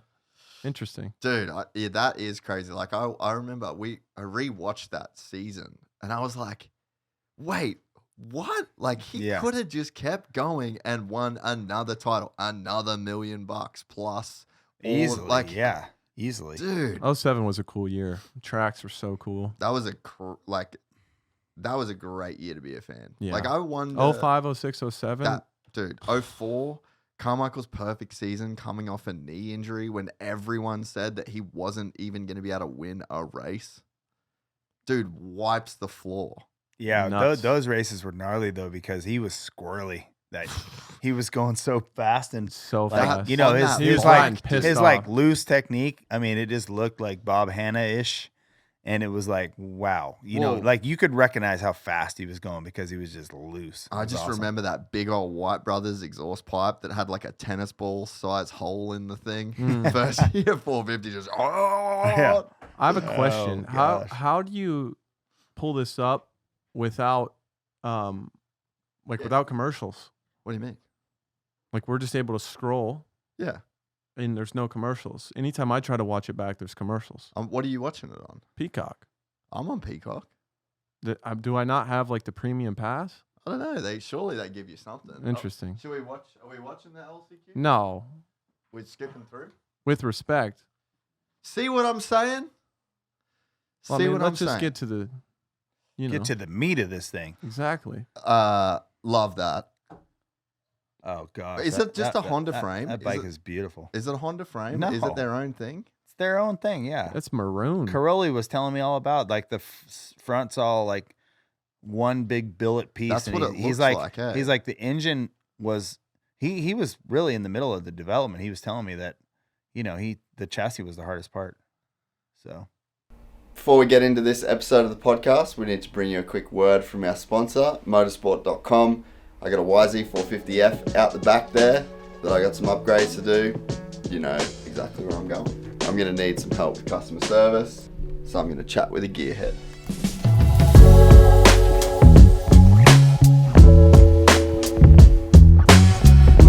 This box showed up. It has a 2007 KTM master cylinder, a Yamaha caliper, also 2007, and a Turner braided brake lines. I feel like this is a very good upgrade for $600. Need the old hanger, so we're gonna put a bit of grease on that and get it back on, bolt her up. Caliper has been done. Now this can just get bolted on.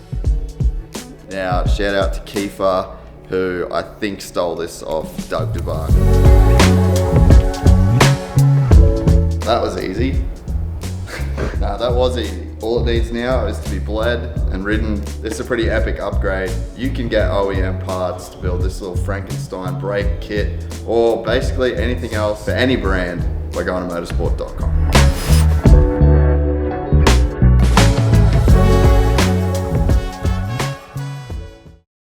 When did they invert the forks? Look at it right there. What year? Oh, inversion? Yeah. 90. Yeah, 89. it was like 90s. Really? Yeah. 89, like The 88, Honda. 89. The fact like RJ and those got upside down forks. The 89 Honda, I think, was like the last. It was disc brakes and inverted forks. I wonder when like I You think mean, of that moment. upside down or standard fork, you mean? I think 89. 89 125 was conventional style. Yeah. Then 250 that year I think was upside down. Yeah, I think it was upside down and disc brakes were like, because I have like a ton of old bikes. I have like a 96 I think disc CR250. came Was it before that? Disc came before the upside down fork. I just remember when I was looking to buy another old CR250 because I got the 96 and I was like, I want the 89 because it has upside down forks and disc brakes. I was like, I could really work with that bike. The drum brake 86 thing may ain't have my not. deal. 86 might have been rear drum brake, right? Maybe, because I just remember that 89 was the one that I wanted. Yeah. It's Yeah. pretty crazy. All right, let's watch this here. It's pretty crazy that Joe, I just had his graphic up on the screen. It's pretty crazy that he's only won 2 races. Seems like he's had to have won more. I think he's won a lot of heat races. Yeah. 2021 was his first race win. Only Japanese rider to ever win a Supercross. This kid right here gets a massive start, but he outbreaks himself. He opened the door for Shimoda. Shimoda got a bad start. Watch this. Shimoda This is why should be thanking Beaumare for this start right here. because it's like the seas opened up and he went right to the lead. Cheers. Cheers. Yep. And Beaumere was probably like, shit, I just went too deep. You know? Yeah. So it's pretty crazy. Dude, we haven't mentioned Ryder D's name all night, but Yeah, shout out to Ryder D. He's riding really well. His whole body's changed. Look at boom, knocked him up in there. Shimoda. Dude, yes. Took Deegan out, took the number 100 out, Davies. So Beaumere went in, and it looked like he lost the front a little bit and had to stand it up, and he knocked everyone out of the way. Man, you always hate to start the season visorless. Yeah, right? Yeah, if your That's just a bummer. Off, it's just sign. such a bummer. Do you think when he rode by the visor, he's like, man. It's like the second worst thing behind losing your front fender. Yeah, I guess that would be pretty bad. I rode like that one time. What race was Red that? Bud, 23. Hey, honestly, when I was watching this live, I thought with Beaumere, when we, behind, I was like, he's going to take the lead and win the race. Well, he's a little stall, Jay. Yeah. Right so there. Shimoda, I must say, like really He locked in. He was really solid. And he threw a wow, Deegan, that is so ballsy to skim that close to a guy that he's probably never watched seen ride. in his life. Oh, did you see that? Dude, that was gnarly, bro. Bucked him. Whoa. All right, yeah, he's going hog wild out there. I thought Joe for Joe to rise to the occasion like this, because I would have said that watching both of them, I would have said Julian had a much better chance of winning. Joe just kind of looked flat all day, just didn't have that spark, and his body language changed. It's like he got up front and he just rose to the occasion. That's him in a nutshell, I think, unfortunately. Did. This is in him in every practice, in every qualifying, in every heat, but it just doesn't come out of him. It's until he gets a hole shot or he gets in the lead. Then he's like, I could win. Yeah. Yeah. I think that's the blessing and the curse of Joe Shimoda. It's like if he got if the roles were reversed between him and Deegan in that first turn, where do you think he would have finished? It was obviously riding good enough. It's hard. I think Shimoda's too nice. He would have not made a few passes. Well, even I think he knows he's too nice though. Yeah, no, it's okay. It's just they're just different in that way, right? Yeah, Look, see, boom, he knocked him out. I think his rear wheel was off the ground, like basically from the tough block to the. He came so close to saving that too. He barely clipped the front tire. I think he probably was like, you know what? His interview after the race was great. It was great. He's like, look, it wasn't my night. Try to be better next week. He didn't, and he said as well, it was put cool. the focus on the other guys. It's their night. Yes, it was really cool. Which is cool. It's cool because he'll be both, right? He'll talk some crap, but then when it doesn't go good for him, I think that's a very telling sign. Of and character. It's just good. Yeah, it's good. And you know what? That's a sign of confidence. He's not worried about it. Yeah, and he's like, hey, look, give these guys their due. That's pretty cool. I'll wait. I'll be ready next week. I'll wait until after the race. I'll talk to him after, and it was pretty sick. Yeah. Yeah, I think this is what Joe's going to do this season. I think if he's going to get starts and he can be out front. The only reason right now Julian is so close is because Joe messed up that rhythm before the finish line like 3 laps in a row. Because he kept right here. I think he figures it out this lap. But when you come over this thing on the 250, that double was pretty big. He was rushing this right here, going a little long, mistiming it, and then missing that double. And so he went single on off the table a few laps in a row. That's how he got close to him. Yep. I can tell you this, that start, he's not going to get that gift every week. Beaumere screwed that start up, and he took a lot of guys out of contention right there. Yeah. Including Deegan. So yes, it was amazing. He was able to capitalize on it, rode a great race, but he has to get a better start. That was not a good start at all. Beaumere so far in this race is better in the whoops than Joe. That thing is driving forward. It almost looks like Joe is spinning a lot.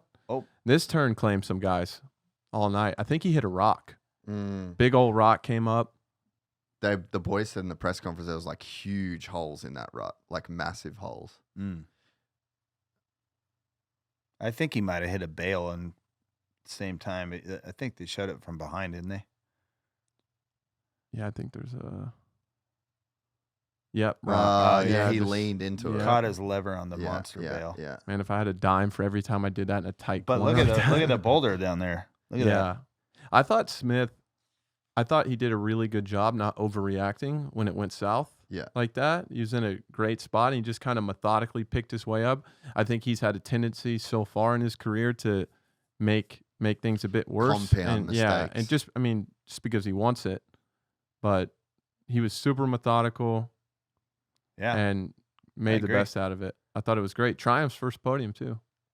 And I thought he rode good. Supercross. I thought it was a nice save, really. He crashed and he did well out of that. And he was fast all night. Rode really good. Yeah. Really good. You could see Hayden in the beginning here. He's not as polished. You can tell he's rushing things a little bit, thinking a little bit too far ahead, I think. But as the race comes to him, he kind of finds it, right? But he's just rushing things a bit, and the track is so slick. It's the slickest he's seen it all night, and he's just pushing a little bit hard. His timing's just a little off. He's ripping, but just a little bit less polished than he's been all day. Understandably. Well, when you're coming up like this, you got guys in your way. You got to take a little more risk here and there. Yeah, you're definitely. He's over jumping, under jumping. He's like, those kind of things right there. Like none of these laps are clean. No, like not at all. And what the announcers were saying during the race is, look how loose. He was 15 seconds down on the lap one, and then as he was going, he was losing time. So he's, the last lap he was 19 seconds down, but rightfully so. You're trying to get by all these guys. Yeah. You can't be in the main line all the time because the guy you're chasing is. Well, he just looks like he's making things happen. Yeah. Now. Yeah. And if this was Atlanta, like the way he's riding, he's just a little he's just a little gas and clutch happy in the beginning. It's so hard, right? Like he's thinking about is wanting to. He's probably thinking about trying to get a podium. Get right? back to the and front. Ripping. It's really a hard thing to do. There's plenty of times that I messed up in the opening lap and I made things worse. And you tip over, you do something. I think that's what makes Hayden. Another thing that makes him who he is. Dude. Makes him who he is like he's got that aggressive style, but he's able to make it work on tracks like this. He's not most of the time when a young guy comes in. It's like they have their condition that they can win on, right? And then they have to get better at kind of everything else. Hayden is so well-rounded, so young. Yeah. What I like a lot about his style and stuff is like we just saw that stuff. He is not going to calm down because of that. No. He overjumps, underjumps, all that stuff. He's going that pace till the end, and he did. Well, and he gets away with those things too. He's so strong. Yeah, man. he's a strong kid. So strong. Well, Really I think too that this one thing that I've kind of noticed with him, and then even like kind of getting to know him a little bit. Like, I think he's a very, very fast learner, and he gets bored very easy. So I think that if you ever watch like the Deegan's videos and shit, like they'll go down to a sand pit, and he'll be this loose on a Wednesday in a sand pit. Just full send. So I just think that there's like an element of his training where for it to be like fresh and fun and enjoyable, he has to be like crazy loose to kind of like feel good for all the laps that he's got to do. I understand. So, like I think he's just got very comfortable riding like a wild person. Yeah, but that's one thing to me. That's one thing I see this year on Supercross. It's hard last year because he had the injury. But even press day, practice, heat, and I think at the end of this main, he's riding. He just looks way more confident in what he's doing. It kind of the same thing I said about Beaumare. He's just a little bit more stable, a little bit better with the time. He's just more polished. Yeah. And so at the beginning of this main kind of, like you said, MC, you got to make stuff happen. But yeah, I think, it's like, when you ride like this, it becomes normal. Yeah. Yeah. That's how you raise the bar. You know, I mean, Yeah. Carmichael rode like this for a lot of his For career. a career. He let it, Yeah. you I know, know. and he had some crazy crashes, but you know what? It didn't slow him down. That was a unforced error right there. He'll be kicking himself for that. Right. And I thought Marchbanks looked pretty good Yeah. for a while there. Now, This crash, like this crash like this. we didn't see Oh. the beginning. Oh yeah. Yeah, he just was kind of like loose the whole way through Yeah. the whoops. It's like he just rushed the whole whoop section, you know?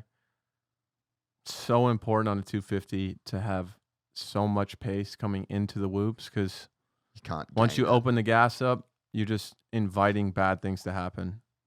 Dude, also Davies, man. What a ride. Like he Meanwhile- was down with Deegan and he is in 9th right now. Yeah. Deegan's in 6th.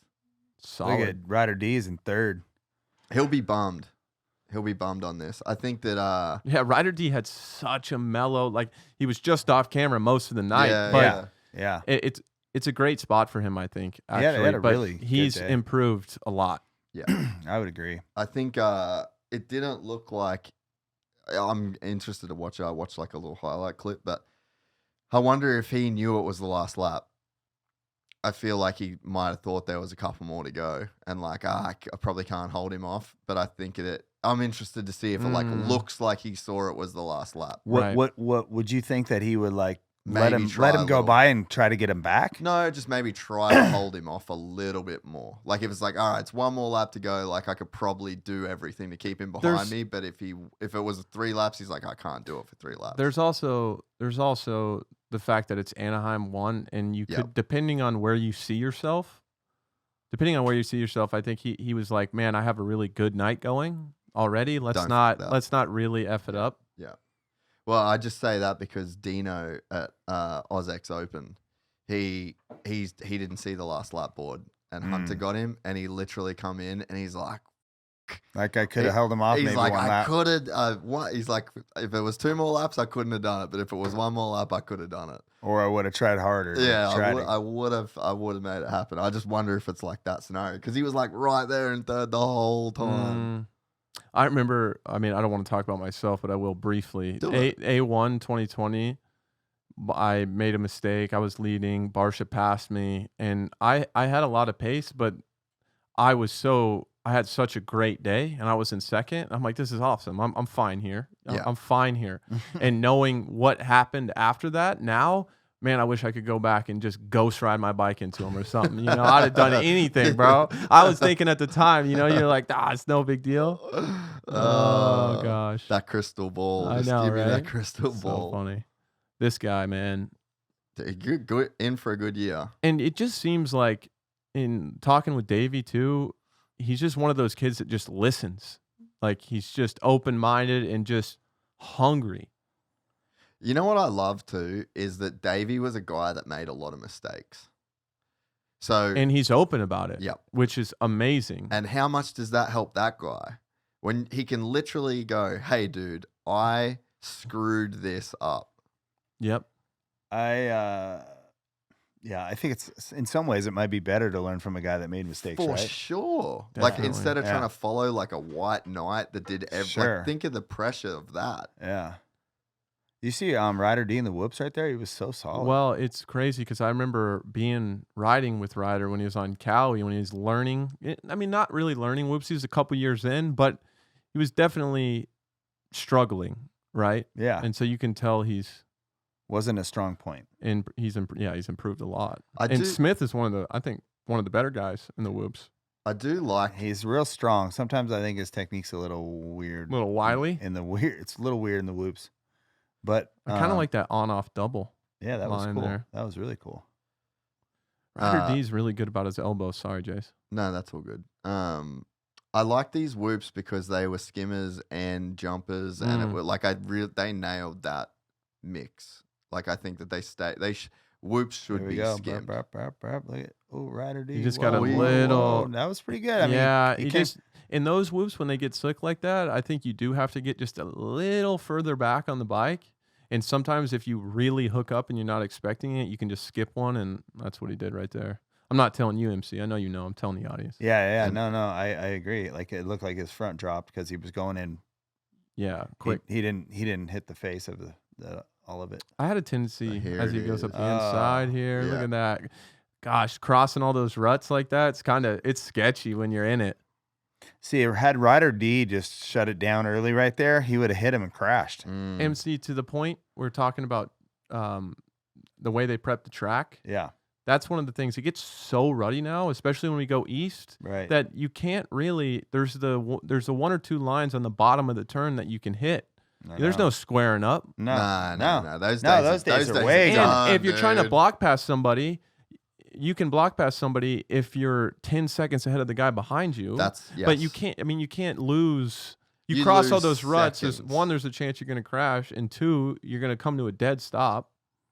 No, I could not agree more, dude. Those days are over, and it sucks because that's what Supercross passes were, dude. It does, right? suck. But for so many years, they just made the berms so different. They used to be the sloping long berm where you could go drive it up the bottom, go up the outside. You could go outside in. The berm shape was different, sort of back in the day, I think. Yep. And these berms, sort of, they're like 4 feet high. There's going to be like 3 or 4 ruts. The days when you started coming up and everyone, like when James just started carving the whole corner, there was no more like up and out. There was no like breaking and coming out. Yeah. That's when the sort of the berms style changed, and they're hard to really go inside out and do all that stuff. That's the best feeling. Dude, here we go. Man. This is gnarly. Deegan was nice. That. Oh, watch this commitment. Oh, that was not a commitment. He could have railed him. No, Deegan to go the outside though. Like he was just like, I'm doing it. I might get hit. I'm doing it. I might get hit. Yeah. I didn't know if that was a middle finger from Hayden but he gave Cody a thumbs up. Go back. I think it was a thumbs up. It was a thumbs up, definitely. Yeah. But just looking from a distance where we were in the booth, I wasn't sure. I wasn't sure heat of the moment. I don't think Hayden was very stoked that they pulled him for the podium. Like what he said on the podium was like, give the spotlight to these guys. Yeah. I think that he was, he made it clear that like, look, I'm not trying to get interviewed here. I'm not like, begging. Did he get fastest lap? But if Tiger Woods misses the cut, I'm not sure. Are you going to interview Tiger Woods to see? Of course. Well, yeah, you interview the guys that get numbers, man. No, I'm not saying they shouldn't have. They definitely should have. Hayden. This is why they did that. And Hayden knows that. But it was I'm happy for this guy. I know. But he also knows that, like, hey, it wasn't my night. I shouldn't really technically be up here. Yeah. I just thought it was cool of him to kind of take the moment. That. That was super cool. So I saw him. We were walking back. We were walking to the press conference. He was watching the 450 race in the suite. Like he'd got changed, got undone, and went up to watch the race. So that's kind of cool after a bad night. But I was talking to him after, and I was like, hey, I really love the podium thing of putting the spotlight. And he was like, dude, I lost the race. He's like, that's on me. It's all good. I just lost that. I lost that race. And I just said to him, I was like, as cocky as you are in victory, you're very humble in defeat. And I was like, keep that energy because it's very endearing. Right. When you're playing the character and you're saying the thing that needs to be said when you win to drive the engagement, give people something to cheer for. But then to back that up, because he's done it in a lot of interviews. He's been really cool to guys that have beat him, I don't know how much of it is just, I don't know how much you know him better than me. I don't know how much of it is he's consciously playing a character or he's just being authentic. So. He's just when I say playing a character, I say that in a positive way of UFC fighters. In a way they play a character, right? Yeah. We all do. They play it up. They play it up. They just raise the volume a little. We're all playing characters. That's the best way to say it. He's just turning it up. And from a 5 to a 7 or a 7 to a 9 or whatever when you need to. That's a great way to say it. Good signing. Isn't Drink Weird a Monster product? Nah, it's Kelso. Oh, it is? Yeah, you remember Kelso? Yeah. Mike Kelso? Yeah. It's his... Drink Weird's water, isn't it? I think it's T or something. Oh, maybe it is. Yeah, maybe it's T. Heck, is Joe was a monster guy. Yeah, right? yeah.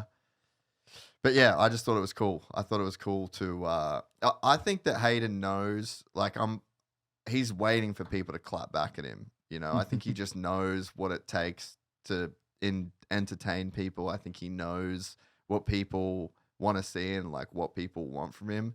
But like deep down, like he's super nice. Like he's grown up. He's grown up in Yeah. that whole atmosphere. I mean, that's a totally different scene. Yeah.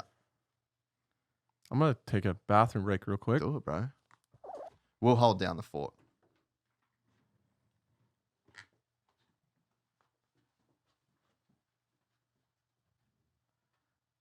So you know this kid's story at all? Like, is he's from Havasu, right? He raced jet skis, the whole thing. Like, where did he grow up racing dirt bikes at? Havasu. There's one track in Havasu. Like, it's not even hardly a track. It's at the Speedway, and that's it. Yeah. And he raced the amateur nationals, I guess, as he got better. I would assume, right? Yeah. Do you know much? You said you've been watching him for a while. Yeah, he was on like RM85 and stuff. He was. Yeah. Okay. What Yeah. races did he like? Was he doing all the redders and stuff like that? I'm not sure about the roads, but definitely like I saw like the first video I ever saw of him was like Daytona Supercross in like 2019, Yeah, right. like the RC stuff. RC Supercross RC thing. Invitational thing or whatever. I'm sure he did Mammoth and all the other amateur events, right? Are you doing Mammoth this year? I think so. Yeah. Got my hip replaced. My knee's good. Body's feeling pretty good. I think. We're be gonna a train good, for it. Yeah, we should train for it. Yeah. We should train for Back it. at Glen Yeah, Helen. exactly. Go put in some hot days at Glen Helen. Oh, dude! Like Oh. sit behind the truck with no shade and just a. Man, it's brutal. Oh. Ass kicker. I know. I've not rode much since that whole World Vets experiment. I know. I didn't either. I haven't ridden much either, but my body's feeling pretty good, so I'm ready. That's awesome. I think 25. I really want to work on my fitness. Get back. Get lean. Get leaner. Get stronger. You got like a ride gym- my dirt bike some more. You got gym and stuff at home? I do. Yeah, Yeah. but you know. You know. The gym's best days are behind me, but it's there, so I'm gonna start using it. What do you like to do fitness wise? You got an e-bike? I mean, oh yeah, yeah. I went to Specialized ride on Sunday. Went on the dude, Specialized. I I heard saw it was like Chase there. Cooper. hundreds of people went. Cooper. Apparently. Yeah, it was packed. But I mean, as far as the moto turnout, was sweet. Specialized put on a great ride. So it was. I was there. Cooper Webb was there. Chase was there. Jett was there. Hunter was there. Johnny O was there. Jeff Ward was there. Sick. Like there was a lot of cool moto people there. So it was cool. I've been. I just e-bike, so I'm not doing like the real mountain biking thing. Yeah, but we rode e-bikes that day. Dude, it's like literally the best. Me and AC, we did a e-bike. It's so day. fun, right? Dude. McGrath wants. Oh, here you go. Look. Oh yeah.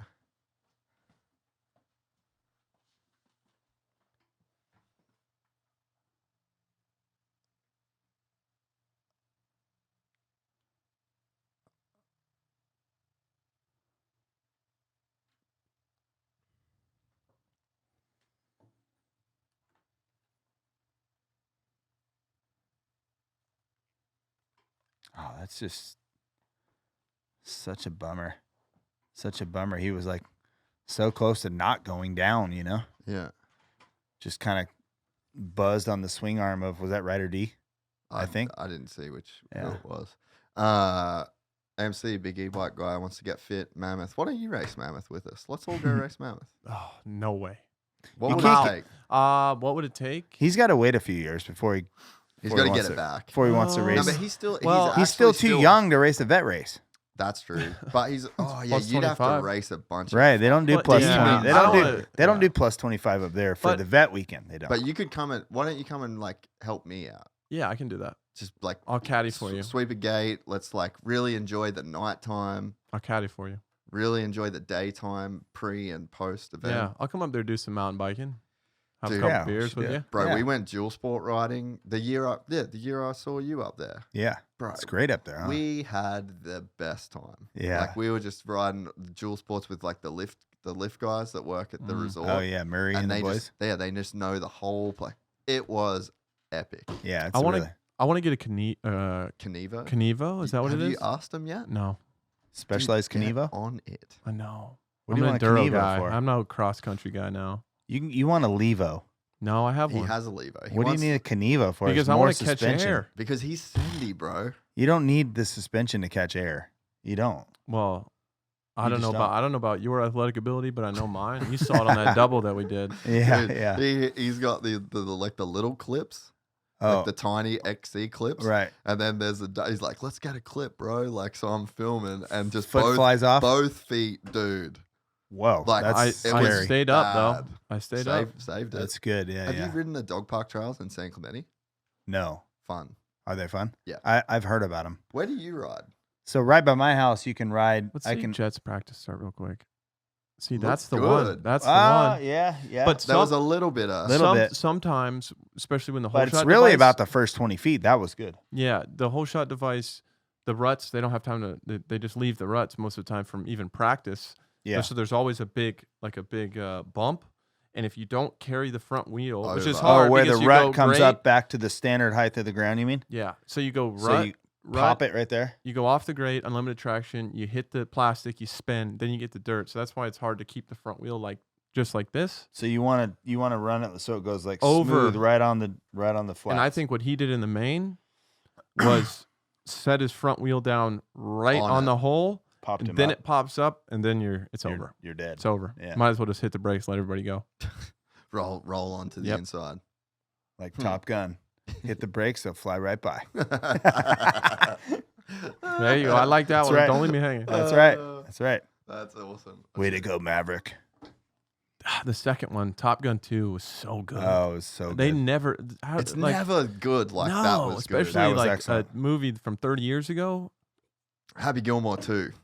Miles Teller, the guy that played Yeah. Goose's son, I heard his house. Yeah, he lost his house in the fires.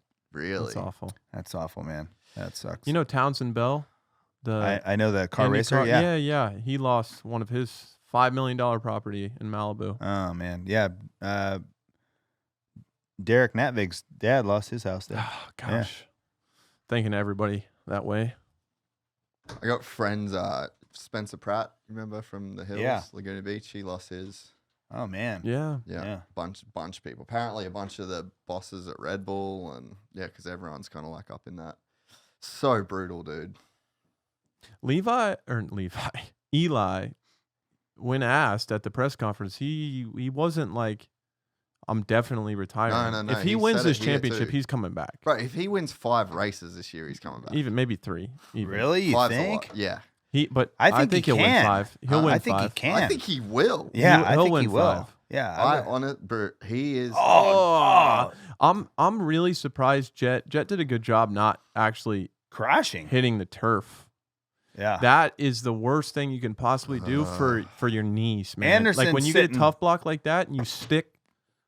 Anderson's bad. sitting 5th. That was pretty good for all that drama that was going on. Yeah. Now he's going into 4th. Now he's going into his 3rd, 2nd. Oh, Did you see Chase run over Eli? fully run him over. Wow, that was wild. He apologized. This in is the where press we were like, conference. whoa. Y'all, in we the were booth. It was freaking. so cool. We were freaking. Now we have Eli and Jett at the Eli back. behind Jett. This is Right. Jet makes another mistake, though, in the sand. 2. This is good TV. Oh, 2 more? Yep. Okay. Dude, imagine the Prado universe. leading. Cowie 1-2. Whoa. Imagine the Whoa, universe that we whoa. were living in where Tomac doesn't go down. I really wish I lived in that universe. I know. I don't think. I bet Chase doesn't. I honestly think, looking back on Tomac's heat race, he was pretty good, but he struggled in the heat race a little bit too. He's in traffic again, but I Yeah. guess just didn't come through. Yeah, he didn't. He wasn't. How much of that though? Okay, this is a good question for 2 dudes that have actually done it. How much does your mentality change from heat race to main event though? It's got to be a huge difference.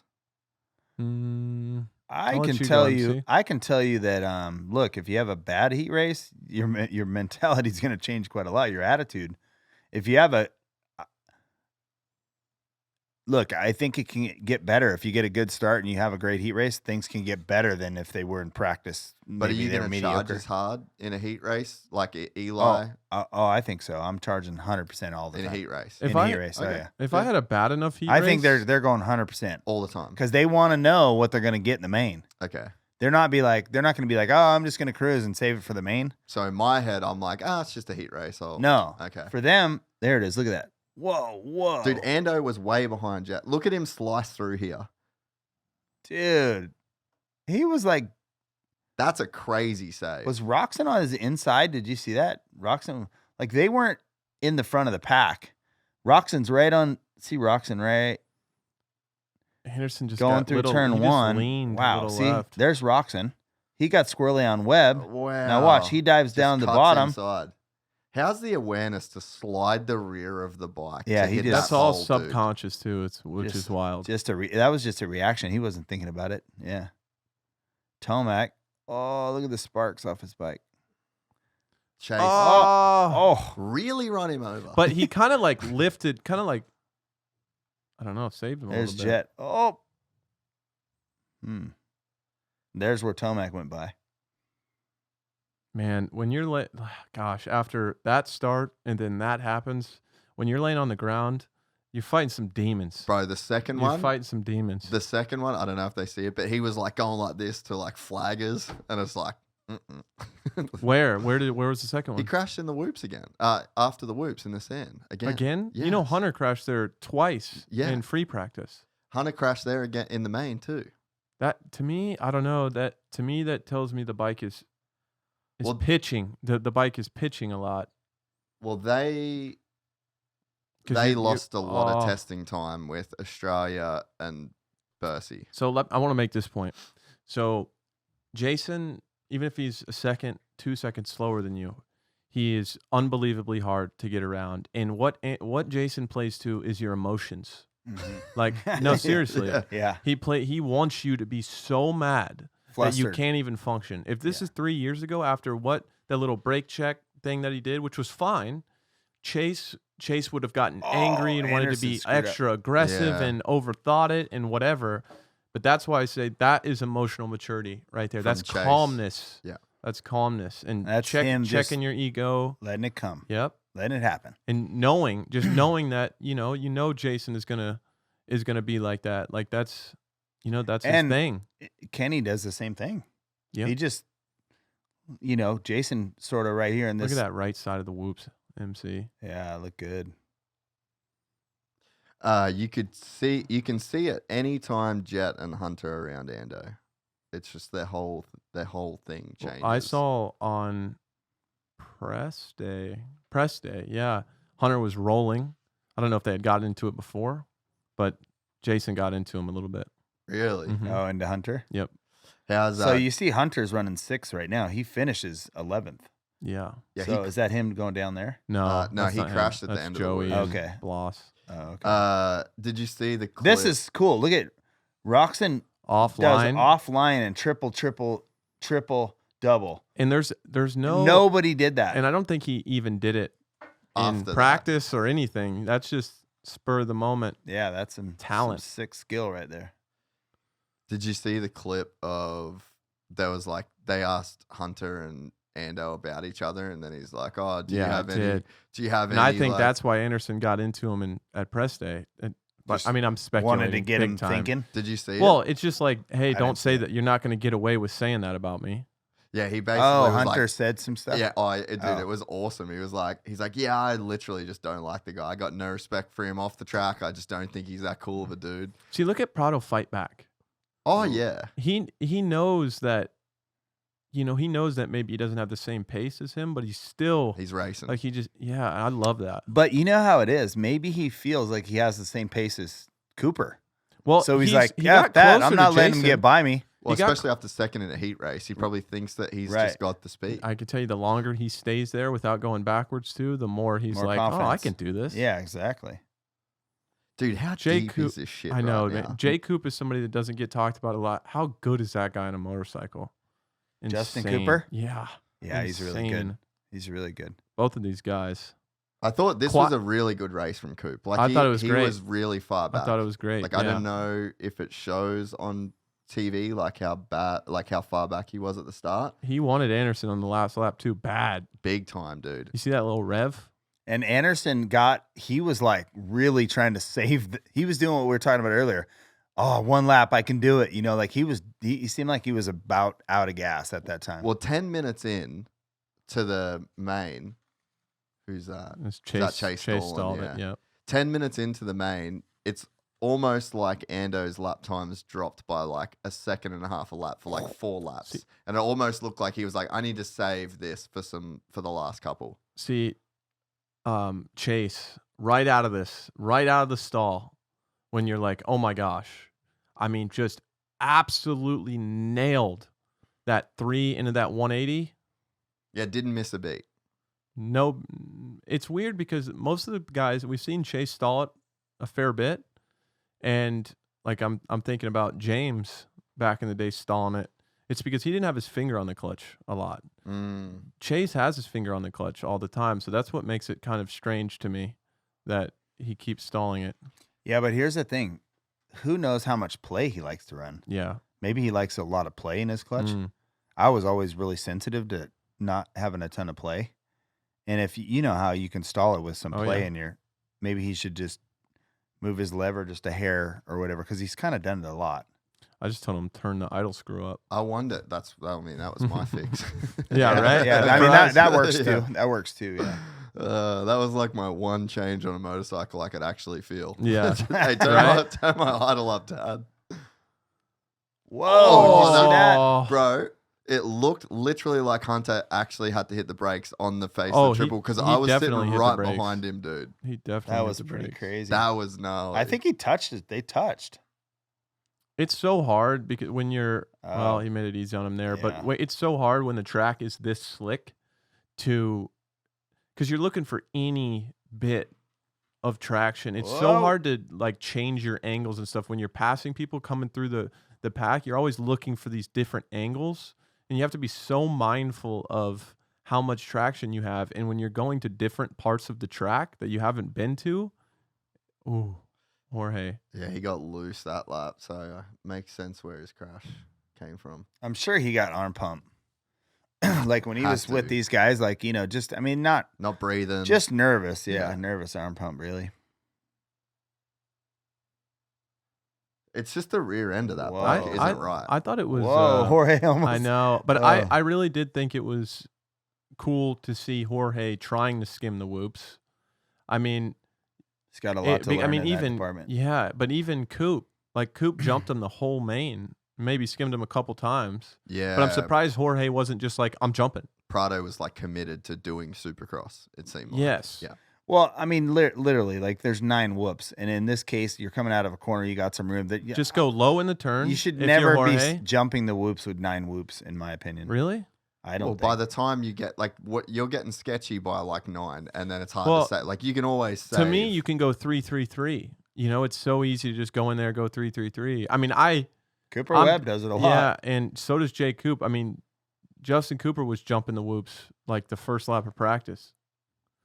But I mean, it's different for me. I just My last couple years, I kind of had. couldn't- to. I Yeah. love blasting whoops, so I would Yeah. never ever. You were just wanna- doing it for the sound. I wanted to Hey, just, hey, yeah, hey, I just hey, wanted hey, to hey. rip the whoops. Well, look at this, man. Look Look at this Hill, battle. bro. Look at Hill. This is peak dirt bikes. I'm talked up and it's a replay. Look at that. It's gonna be so cool. such a bummer when Cooper's Eli's right not there. racing. Mate, I said that to him. I was like, dude, you're one of the rare guys. Like, you don't even need to win, bro. No. Just keep coming to the Yeah. races and keep giving us that. Just like keep making your motorcycle I cry. know. And we will pay to watch you He ride. runs his rear end so stiff because he gets on the gas so hard in the middle of the turns. You know what he said? He said that he hates, all those years where he was like getting like losing the championships. Yeah. He was saying it was arm pump, and it was because Cowie kept telling him to put the rear down, and he just hated it. And he's like, I want my rear up Mhm. for what you said. He's just big so he enough. can- He's big enough Yeah, where he because then can you're run high. holding. Then you're kind of. Yeah. You got the front end tall, Yeah.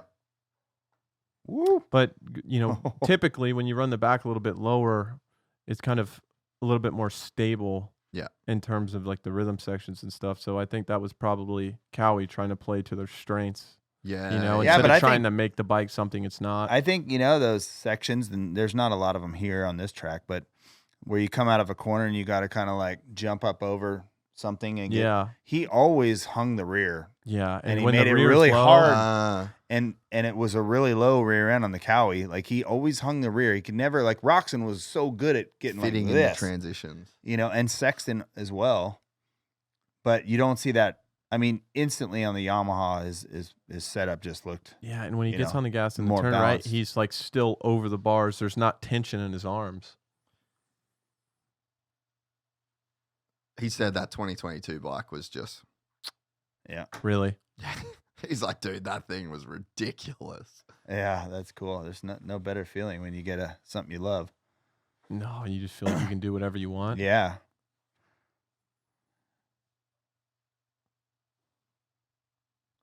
Hill, I just think beating Cooper, Lawrence, Plessinger, Stewart, Jett Lawrence, beating 5 factory riders 14 minutes into a main. wild. That's insane, And bro. he passes Prado. Prado goes out. So I think doesn't Hill get 7th? What place does he get if he doesn't crash? I wonder. He may Prado? top 10 it. Yeah. Prado. I think he would probably Yeah, because probably Hunter top crashed. 10. Yeah, he'd probably top 10. Oh. Oh. Wow. I cannot believe Justin still did that. That's ballsy. You know the face is redded. So he's Yeah. Here's the thing, too, in this class. It's if you're not moving forward, like if you're Justin Hill right now and you're not passing Prado, you will be passed. Yeah, and then you true. can get freight trained, even if you're riding really well. So if you, I mean, at a certain point, you got to just make an aggressive happen. pass here. Yeah, but I mean think your Prado, body there. this It's is the 6 lap, I minutes to think. go. I think this is the Look at lap. all of them jumping the whoops. The body is just like you're dog Oh, tired at the oh, moment. yeah. And you can't hold on as For good. sure. Woo. Cooper is so good, but he gives us nothing What do you mean? as a person. Oh, yeah. He just Like, quiet. who the is Justin Cooper? Yeah, he's. I've been watching the guy forever. Who is he? Give me. I can't No one talk knows. about you. No one knows. Yeah, I don't know. But he likes it like that. And I mean, I'm maybe he assuming, does. Maybe yeah. he does, and that's fine. But it's just like I just don't know who that dude is. Want to be a fan? Yeah, I understand. Don't know who he is. I understand. He's number 32 on a Star Yamaha. That's it. His riding and skill and his tenacity's good. I mean, we've seen a He's lot a- of really he's a Grinds away. He's unreal. killer Yeah. racer. And he's got the 1-lap speed, too. See, this is Plessinger, which we haven't seen. You know, Well, he struggled. And tonight. I see Hunter, like, just with that kind of stuff right there, he just looks off balance. He looks off balance. And right now, he's so uncomfortable on the motorcycle. He's just thinking, just get me to the end. Yeah. And Jorge crashed jumping the whoops, not skimming. Yeah. so he probably caught like an edge and Yep. jumped sideways or something. Well, it's really hard when you're learning whoops too, because when you're a bit afraid of the whoops, you tend to go backwards. You see his weight is kind of back. It's really hard not to just automatically push backwards. Yeah. Yeah, and not stay neutral like that. Still, But though, you know great what? night. Maybe A when he great went night in for and that. he went in and jumped the 3 and the bike was a little sideways and he's like, oh shit, I'm gonna catch a rut. Maybe he went like Yeah, I think so. automatic went back. Yeah. Better off to just pull the clutch and the brakes and just Grab stop the brakes. and then just Roll a double couple. out and Yeah, there you go. keep it moving. Take the L. Take Let's the try L, again keep next her lap. moving. Yeah. Yep. Meanwhile, just Just what a feeling. another Just day what at a the feeling. office. Just watching how dialed in he is. I've never seen him ride so polished before. I mean, I know he had the stall. That's the perfect word for it, though. Polished. It really is. I mean, he just is in complete control. I'm interested to see how the bike does on a little bit more of a tacky condition when he really has to, obviously he's pushing really hard, but there's a limit. This track has you For can't sure. be super, Yeah. super aggressive. I'm definitely. I don't think we learned everything about We the never field. do. You know what I mean? Never Just do. for that reason, I think that's like a really good point. I think the next few weeks though are all similar style, this same Until style we get dirt. to Right. until we get to Glendale. I Then feel like then it's slippery that's where and it loose. changes. Little A looser. bigger floor. I love Glendale. Dude, I love that city, Scottsdale. You It's kidding so me? nice. Should we get dinner in Scottsdale? Let's do it, man. Let's go golf. Dude, That's what I'm needs to actually happen. in on that. You're really kind of just streaking out of my league now, though. No. Nah, come on. I You're really getting away from me. No, you'd be surprised. I shot an 89 yesterday. No good. I shot 189 the last time we played. He about killed that group in front of us. Oh, that was the best. Dude, that clip went well too on It Instagram. Is that McGrath he's trying to get around? He was behind him a while. McGrath had a better day. He's riding for the quad lock Honda team. Yeah. Yeah, Urive. Urive. Him and Savachi on the same team. I saw Urive. I love that guy. He's so cool. You've ridden for him a bunch. Yeah, I in rode for Australia. him in Australia. He was the first dude that ever hired me into the moto world. He's a really nice guy. Really? We've all got him to thank. Yep. He's a great guy. He's probably done wonders for the sport in Australia too. Oh, he's just a dude with an unlimited bucket of passion. Yeah. You know, You can do a lot with that. No matter how hard the hard years, the good years, like life's like this, you know, and like his passion just never, the flame has never gone out. It's incredible that he's running a team over here and there. It's pretty cool. And at a high level. Like, dude, they were leading the East Coast Championship last year. Yeah. Changing gears back to the screen here. I can't tell you the last time I saw Jett jump a set of whoops. True. I haven't looked at a lot of interviews or whatever, but I haven't even look at it there. Yeah, I haven't heard anything. Yeah. I haven't heard anything. I haven't heard anything about them complaining about the motorcycle, but watching him and Hunter ride, I can tell you that it's not like it they was. came back to the truck and they said this thing is unrideable. Like I would pretty much I might not bet my house, but I'll bet my car. The condo. You can watch his pace. You can watch his pace and how he's riding and how we're accustomed to seeing him ride. He's just riding well within his limits. Well, look at whatever the bike will let him do. Can you go back to that left-hand turn? Right. Watch his front end coming out of this turn. Watch. You see it push? Yeah. You see it push going up the face of the jump? Yeah. When your bike is doing that, when you're just unsure of it, I mean, at a certain point, Hunter cashed it in. Hunter's like, just get me to the end. I'm doing the jumps and I'm getting 11th. Well, we saw the little clip before of in between. It's just like, just got that head I can shaky. tell you that gives me PTSD watching that because that is the worst place to be. Uncomfortable at A1. Watch Sexton and this guy doing this, ripping. Brad. Oh, whoa! Couple of squirrels. Weird. Oh, and he hits that triple standing. That is just. A lot of people struggled to hit that standing. He has such strong legs. That's why he's able to stand. So he stands more like threes out of a turn than anybody I've ever seen. And that's wise, like, because you feel it in your legs so much to do that. You're doing a 500-pound squat every time. Casey, thanks for coming, bro. I mean, this is I'm good. glad to be here, man. I'm learning. I'm glad to be here. I'm learning. I love I'm stoked to listen to you and MC the rest of the season. I need to get a contract for the guy. These two had a battle, bro. How many times have we seen this? Remember a few years ago in Atlanta, them going at it after the race? I think they've found like a good working relationship, since then. Just not really a good PR move for Barsh. Not that he's ever cared about that, but if you're taking Tomac out now, it's just public enemy number one right off the bat. Yeah. Woo!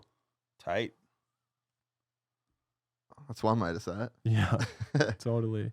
Barsha, one thing, I've been pretty vocal about my disdain for Justin Barsha when we were racing. His etiquette. Yes, but one thing I will say is, for one, personally, I'm sure he's a great dude, but he tries so damn hard all the time.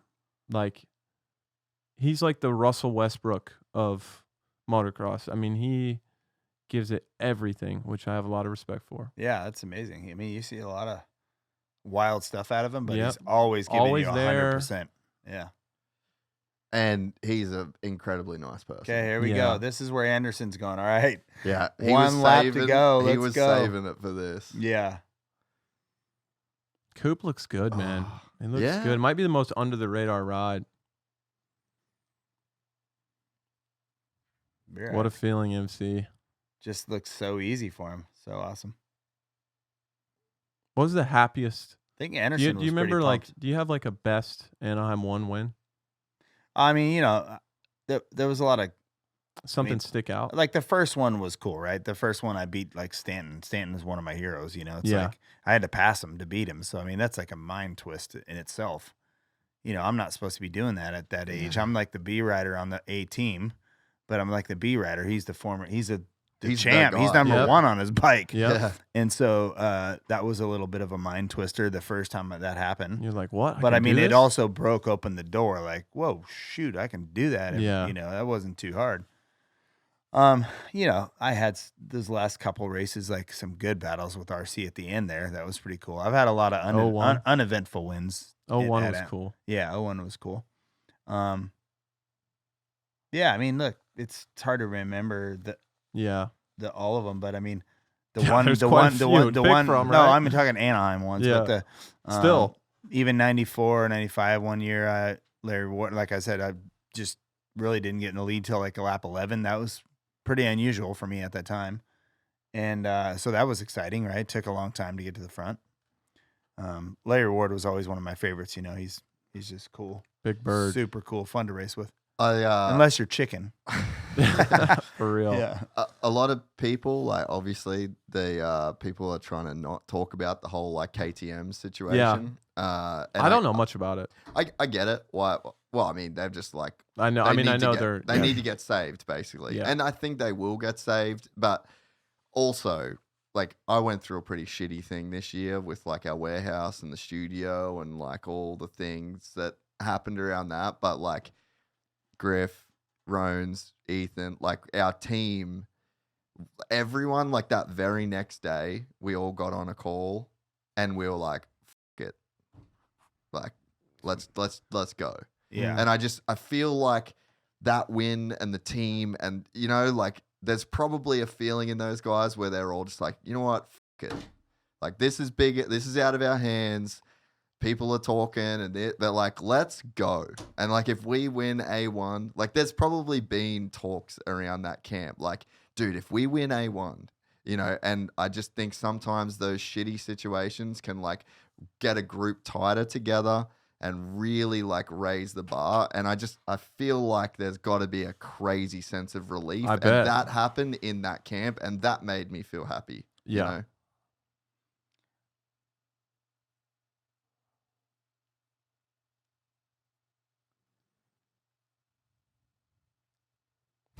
Back in 2023 When when I I was was fast. fast. That's crazy. Like he wasn't fast You last should year, have said right? faster. Yeah. Maybe. Shows the mentality though, right? It's insane. Like you yeah. got to be a beast to say that.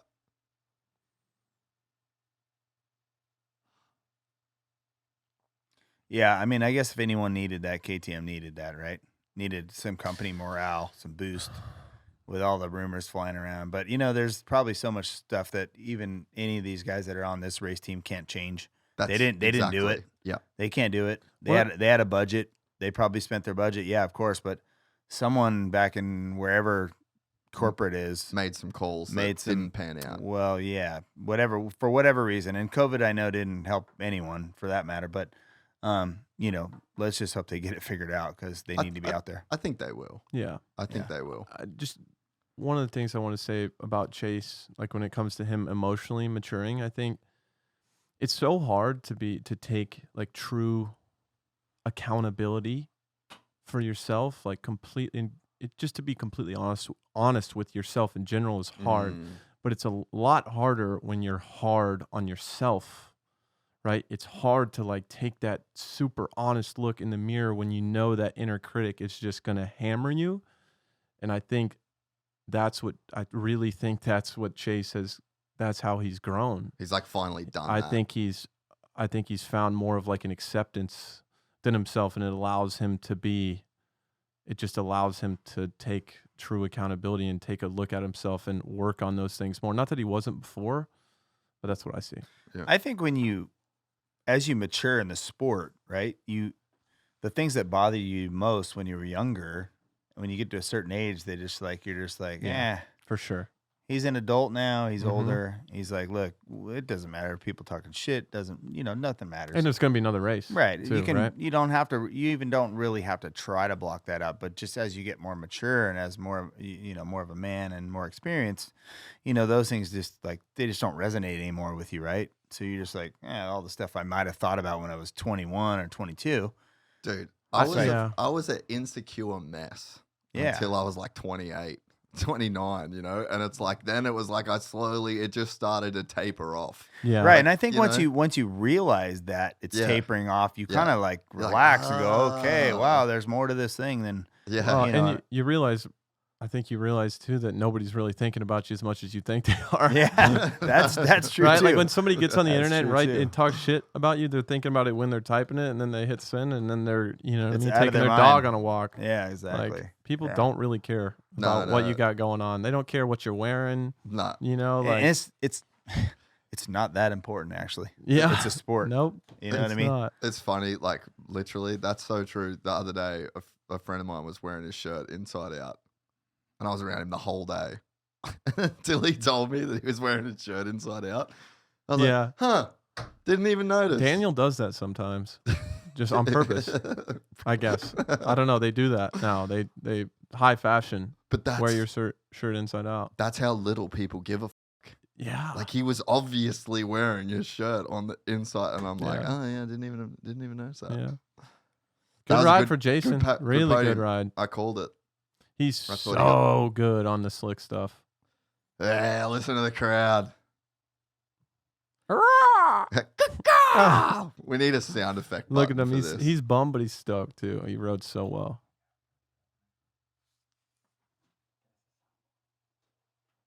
Do you want to turn this up? The TV? I got it. Right. No, I got it. Look how upbeat the dude is. Dude. I know. I love he's it. He's a new dude. Dangerous. New dude. Dangerous.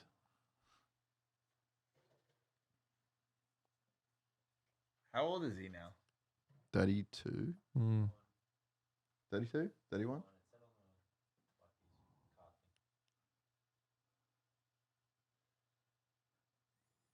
That gear. The 90s were cool. That's cool looking. Yeah, the 90s were cool. And the kind of, when the gear is a bit busier, it can go real bad real quick if you don't do it the right way. And they did it well. Eli was like, he was ready to be done after the one question. And I think he got energized after qualifying, right? He got top qualifier both times. That was pretty sick. I think he knew. I think he knew coming in what he had. Because I mean, even though you look at him in the off-season races, like he just looked. Did you see different. World Supercross at Perth? I went back and watched it. Oh, he looked good, huh? Dude, ripping, fully ripping. I was like BMX. Kenny's like a BMX what? berm. Like I thought we were chilling, man. Dude, yeah, literally, Kenny had nothing for Tomac at World Supercross, and he just got second in tonight's main event. Not that it's 1-to-1 translates, but for sure. There's a level that Tomac has right now on that motorcycle that can Kenny up. What's crazy is Tomac may be, it's early, but he may be the best he's ever been. I mean, in order to win, like if he puts a season together with 5 wins, that's incredible. Like that'll be insane. But in every other sport, a 32-year-old man is just coming into their prime. Running back, football. Maybe not every other sport. Yeah, I know. But I'm nitpicking. I'll tell you right now, I wasn't. I was past my prime. Yeah. But I think if you're the way these guys are living now. Yeah, it's a different day. The generation of no partying ever, constantly being on the diet, no off season, the level and the compounding that these dudes have year on year on year on year. I mean, you're still feeling good at 32 if you do it right. Yeah, no, I think I agree. I don't doubt that he can win plenty of races at 32. No problem. No problem. I'm planning my comeback. The problem is, here's the problem, though. 32 is still very good, but can it match the 21?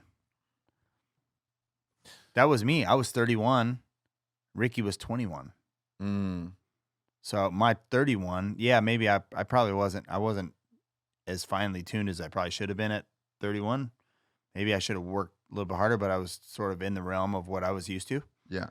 And then Ricky came out at 21 and then did that crazy thing with Alden and got, just super fit. And so then I ran into that kind of roadblock, right? The youth of 21 and me at 31, not doing what these guys are doing for sure. Right. Yeah. So the balance was a little off. Maybe I could have if I would have known.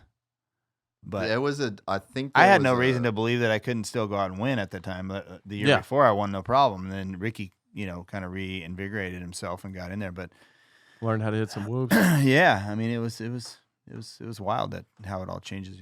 I think that there was like a generational gap, though. You know what I mean? Like, I feel like you had a generational gap over Stanton. Like, you just changed the game, and then Ricky kind of changed the game in one sense, but he also watched you. So right, I think Ricky just had a really good strategy. He knew, at least that during the transitional years, he couldn't beat me on like technique and speed. But he knew that at like lap 16, if he was there, he could beat me. You know what I mean? And that's that he played it perfect, and that was a great strategy. I think as far as this era goes, though, right? So like Jett is the 21, right, and Eli's the 32. But I just don't think that Eli's missing anything in his game that Jett has, other than like a second in just raw speed. Maybe, maybe not even that. But the nights that he beats him, it's like he's got a second. Yeah. So it's like, is there a you versus Stanton gap between them? I don't think so. Yeah, I don't think so. So that's why I think we're seeing the guys like there's no Bubba scrub. Like he doesn't have a Bubba scrub in his pocket like what James did. Right, right. Yeah, I didn't see it. They just replayed Eli's crash. I didn't see him, but he was shaking his head when he got up. He was that bummed out. Yeah. Oh, wow. And to show that emotion like mid-race. Oh, dude, did you see Jorge right there? He skimmed he was skimming those singles. Dangerous. Oh my gosh. I can't believe there wasn't more chaos after the sand. Like that section was gnarly. Yeah, dude. I saw someone had a bad. You know what? Deegan got kicked bad in it once. I wonder he did. I wonder what place he would have got if he didn't crash. Like, I don't know. 8th? Maybe. It might. You mean if he wouldn't have crashed the second time? No, even at all. Oh, okay. Well, no. You mean just with the bad start? Yeah. Like what does he get back to? The night was going terrible, right? So you crash a few times, and it's like you're going to be riding a little different. Go ahead, MC. Yeah, I mean those two guys right there, they were going really fast. I don't think, and they felt comfortable. He wouldn't have caught him. I don't know. We'll see. Well, look at where Tomac got to. Tomac qualified faster. So there's that. Jett's fastest lap time was like 1.8. Yeah, it was a 106.5, I think. And they were doing 104s. Chase was the only one that did a 104. Yeah. Kenny was low 105. I think it was a 106.5. Don't quote me on that. I sent the message. Yeah, I sent the text. But yeah, that to me, when I saw that, I was like, huh. Because that's a good indication right there. Like, even through traffic, by the end of the main event, once you start getting into the faster guys, you can throw down a heater. I definitely think that the bike got worse as the track got down. Rougher, yeah. So, interesting. I wonder what they're missing. And I think a lot of getting a good start, too, is being confident in your motorcycle. Because if you're not super, mentally, it can just kind of sets you off a little bit. Yeah. If you have the confidence, your mind is freed up. Yes. Right? Yeah. To allow yourself to get a good start, to believe like, look, I'm going to rip these guys. Well, you got to want a good start. Well, yeah. You can want it, but you got to know that it can actually happen too, right? You can want it, but if you don't. Well, but what happens if you get a good start and you ain't fast enough to be there? The optics of that are almost worse than if you get a bad start. Oh, I like that a lot better though. What's that? If you're getting a better start and not having enough speed. But what if because it can elevate your speed? But what if you're not even confident? But this is my thing. This is the biggest thing I think. This is for me anyway. Was oh my gosh, I lost my train of thought. Never mind. Continue. If you get a bad start and you don't have the speed, you're never going to see anything, any kind of pace. You're never going to see shit.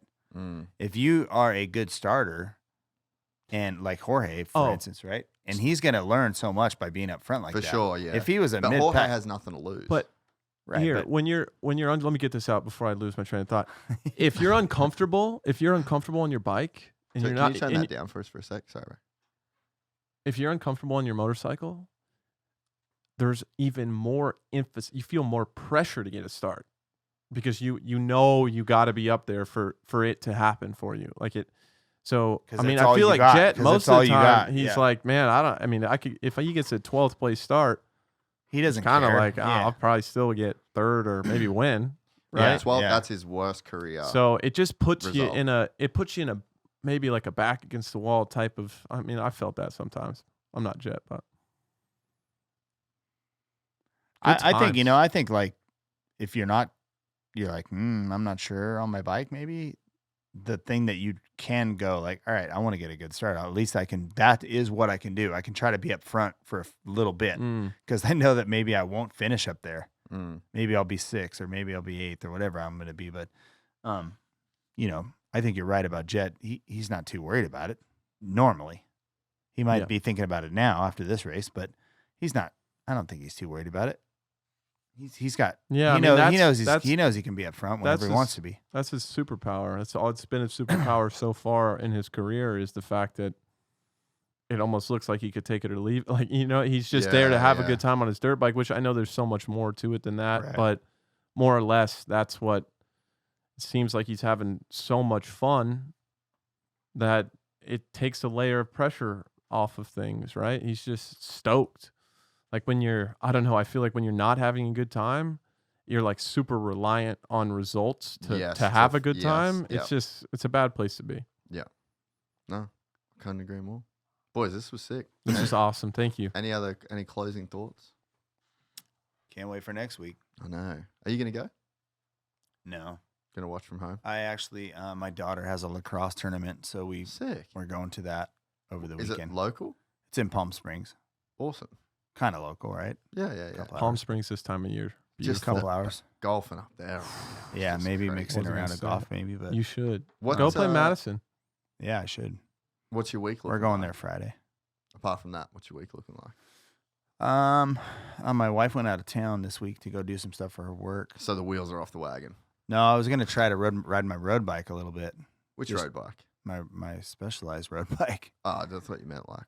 No, my bicycle. Well, when Kim's gone, I try to push some watts. Try to do some training a little bit because I never have time for it anyway. Well, so she comes home to just a shredded, 300 spec. Yeah, right. Yeah, can't do all that in a week or even 4 days. But you guys golf together yet?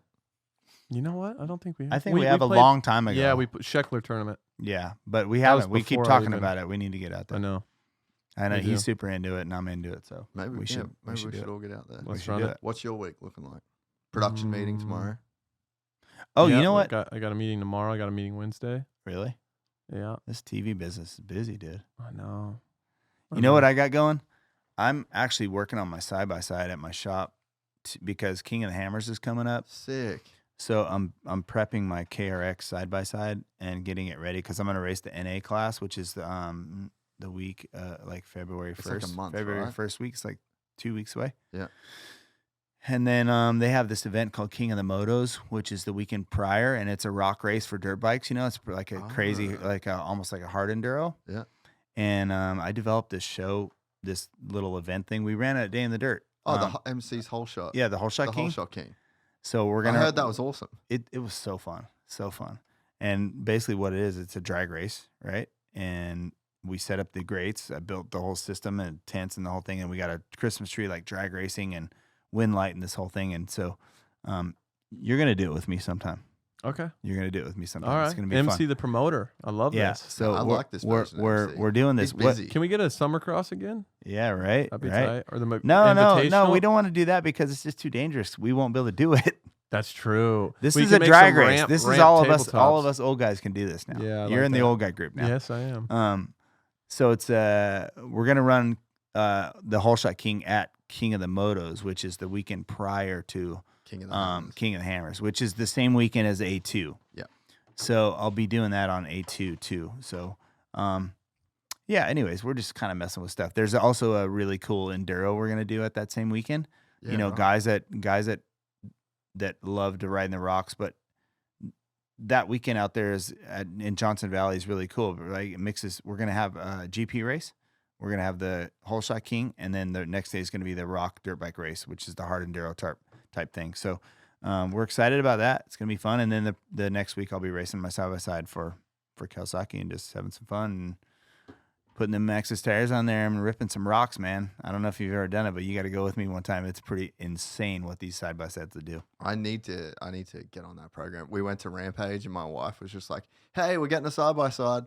I'm like, "Where the f- are we putting a side by side in our tiny little place in San Clemente, honey?" We're out of real estate. Gonna have to sell a couple mountain bikes. I know, get a couple motos out of there. She wants a golf cart, a side by side. Just like, I mean, I love that you're into this, but just logistically, like, we just doesn't work yet, babe.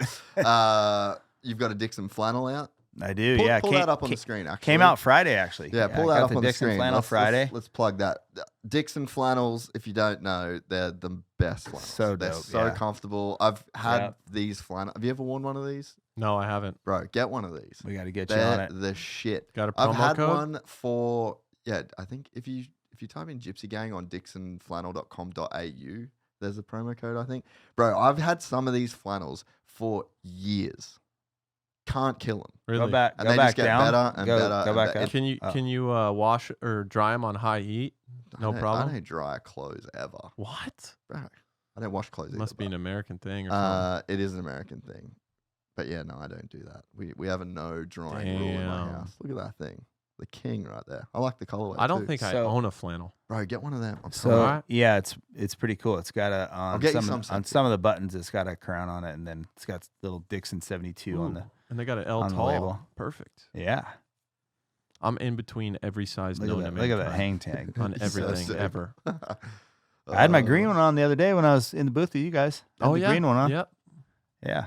So sick. AC, what's your week looking like? I have those meetings. I'm going to. when's your next golf round? That's what he was asking. Probably I think I'm gonna play tomorrow. Thursday. Because these meetings are kind of in the middle of the day, Tuesday, Wednesday. So I don't know. I'm kind of figuring out how to. Get your schedule. Yeah, I'm really focused. Like I do a fair amount of I try pretty hard. Yeah, This you're TV thing. Yeah. So that does take up a fair amount of time. I'm getting back into training a little bit. Starting to do some yoga. Try to get doing some more PT stuff for my shoulders because I just have my neck's been killing me since I had a crash like years ago, and it's just always bothered me. So just trying to get my body right.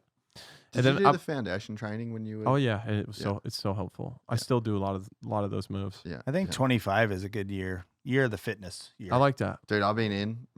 Since we moved to San Clemente, Been me and my going for wife, it? we've been going in the gym. I built a Equinox or what? No, EOS, bro. There's a big one. There's a new one in San Clemente, but we've been going. I mean, she goes like every day, but it's the first time. It was one of those things we were doing like Airbnbs every month. I was like moving, and I was staying at a first friend's time. house. Like I just couldn't do any training. You have a spot. Yeah. And then now I'm like, all right, I'm in because I like doing it. And then she's really good at it. But it's been like months now, and I'm like actually feeling good. And we built a jiu-jitsu gym in our garage, So you we've can been train doing like and a stuff? bunch of jiu-jitsu, and I feel like 25's a year. I like it, dude. I'm going to start doing golf content. You should. I'm going to. I did that video. I did a 9-hole With YouTube Ricky. video with Ricky. Is it It'll out be yet? coming out in the next few weeks. Fowler or RC? Fowler. Fowler. Okay. Yeah. But I think I'm going to try. Yeah. So you I don't go- want to you gonna give go- away the idea. You gonna go but- try to take down Bryson for his oh, man. That would breaking be cool. 50. But I just Such a want to rad start. video. So good. Such just a wanna rad video start- series. I just want to sometimes being an overthinker, right? I was Just talking fucking about my post buddy, shit, well, bro. right? But it's like being an overthinker and being a perfectionist. I have so many great ideas in my head, never get but anything going I 'cause you're like- I sit there and I think about all these possible outcomes. And of course, like I live a productive life. I'm not Yeah. you're not But just lazy. in general, like with things like this, it's like, dude, you want to do it, just do it. Like just Go. do it. It doesn't have to be perfect, but just start. Like just start and do it. And so that's what 2025. That's my New Year's kind of deal. My 2025 is just to Put be. some of your ideas in play. It's just like let's just try. Let's just try some new things. whatever you Be need, bro. different. Whatever you need. Yeah. I would love to help with whatever. Thank you, man. Whatever you need. If you look, that guy right there. Fucking, you need some cameras to go and shoot some golf shit. Let's f***ing go. All right. Whatever you You're need. gonna lease them out to me. I'll just come help you do it. Because Yeah, you come. The play. shooting's the easier part. The editor is the part. Yeah. he does that too. I actually do. There you go. I used You're to, the expert. I used see? to do my own vlogs, which wasn't anything too crazy. I know my way around Final Cut Pro. Hey, if I can make a living out of content, Adam, you can make it look like you've Good. got good shit in you. See? Well, Here we are, 2025. New ideas. This was fun, gentlemen. This was Super sick. fun. Let's do this. Let's We make could some do plans. this. We could do this next week. Yeah. Same time after the race. Obviously, we'll all be there. And then, so the plan is to do these live, like the, whatever, the Madden cast or whatever. What do they call it? Manning cast, bro. Come on, get your football knowledge on. Hey, we got to watch that. I know. Yeah. That game's probably been on for an hour, huh? Yeah, it might be over by the time we Gosh. get back. But I'm going to pull it up on the phone. hey, Siri. Ooh, look at this. Oh, Man, Sam Darnold, Oh, what a year. And dang. just to get hammered like this at halftime. wow. Stafford putting him down. Well, yeah. For that dog. Anyway, we'll try and do some of these live. So if you're in on it, MC, unfortunately. But, dude, open invite to Love do it. some rewatch stuff if Love you it. want to do it. Yeah. I'm going to get my podcast going again, too. Do some Perfect. stuff there. Sick. Yeah. This was really good. Yeah, this was sick. This was very fun. Yeah. I appreciate you guys. Yeah, thank you. Thanks for having me. Thanks for watching. Love it. If you enjoyed this content, please like and subscribe. And to listen to the full 3-hour podcast, search Gypsy Tales in your favorite podcast platform or click the link in the description below. Gypsy Gang.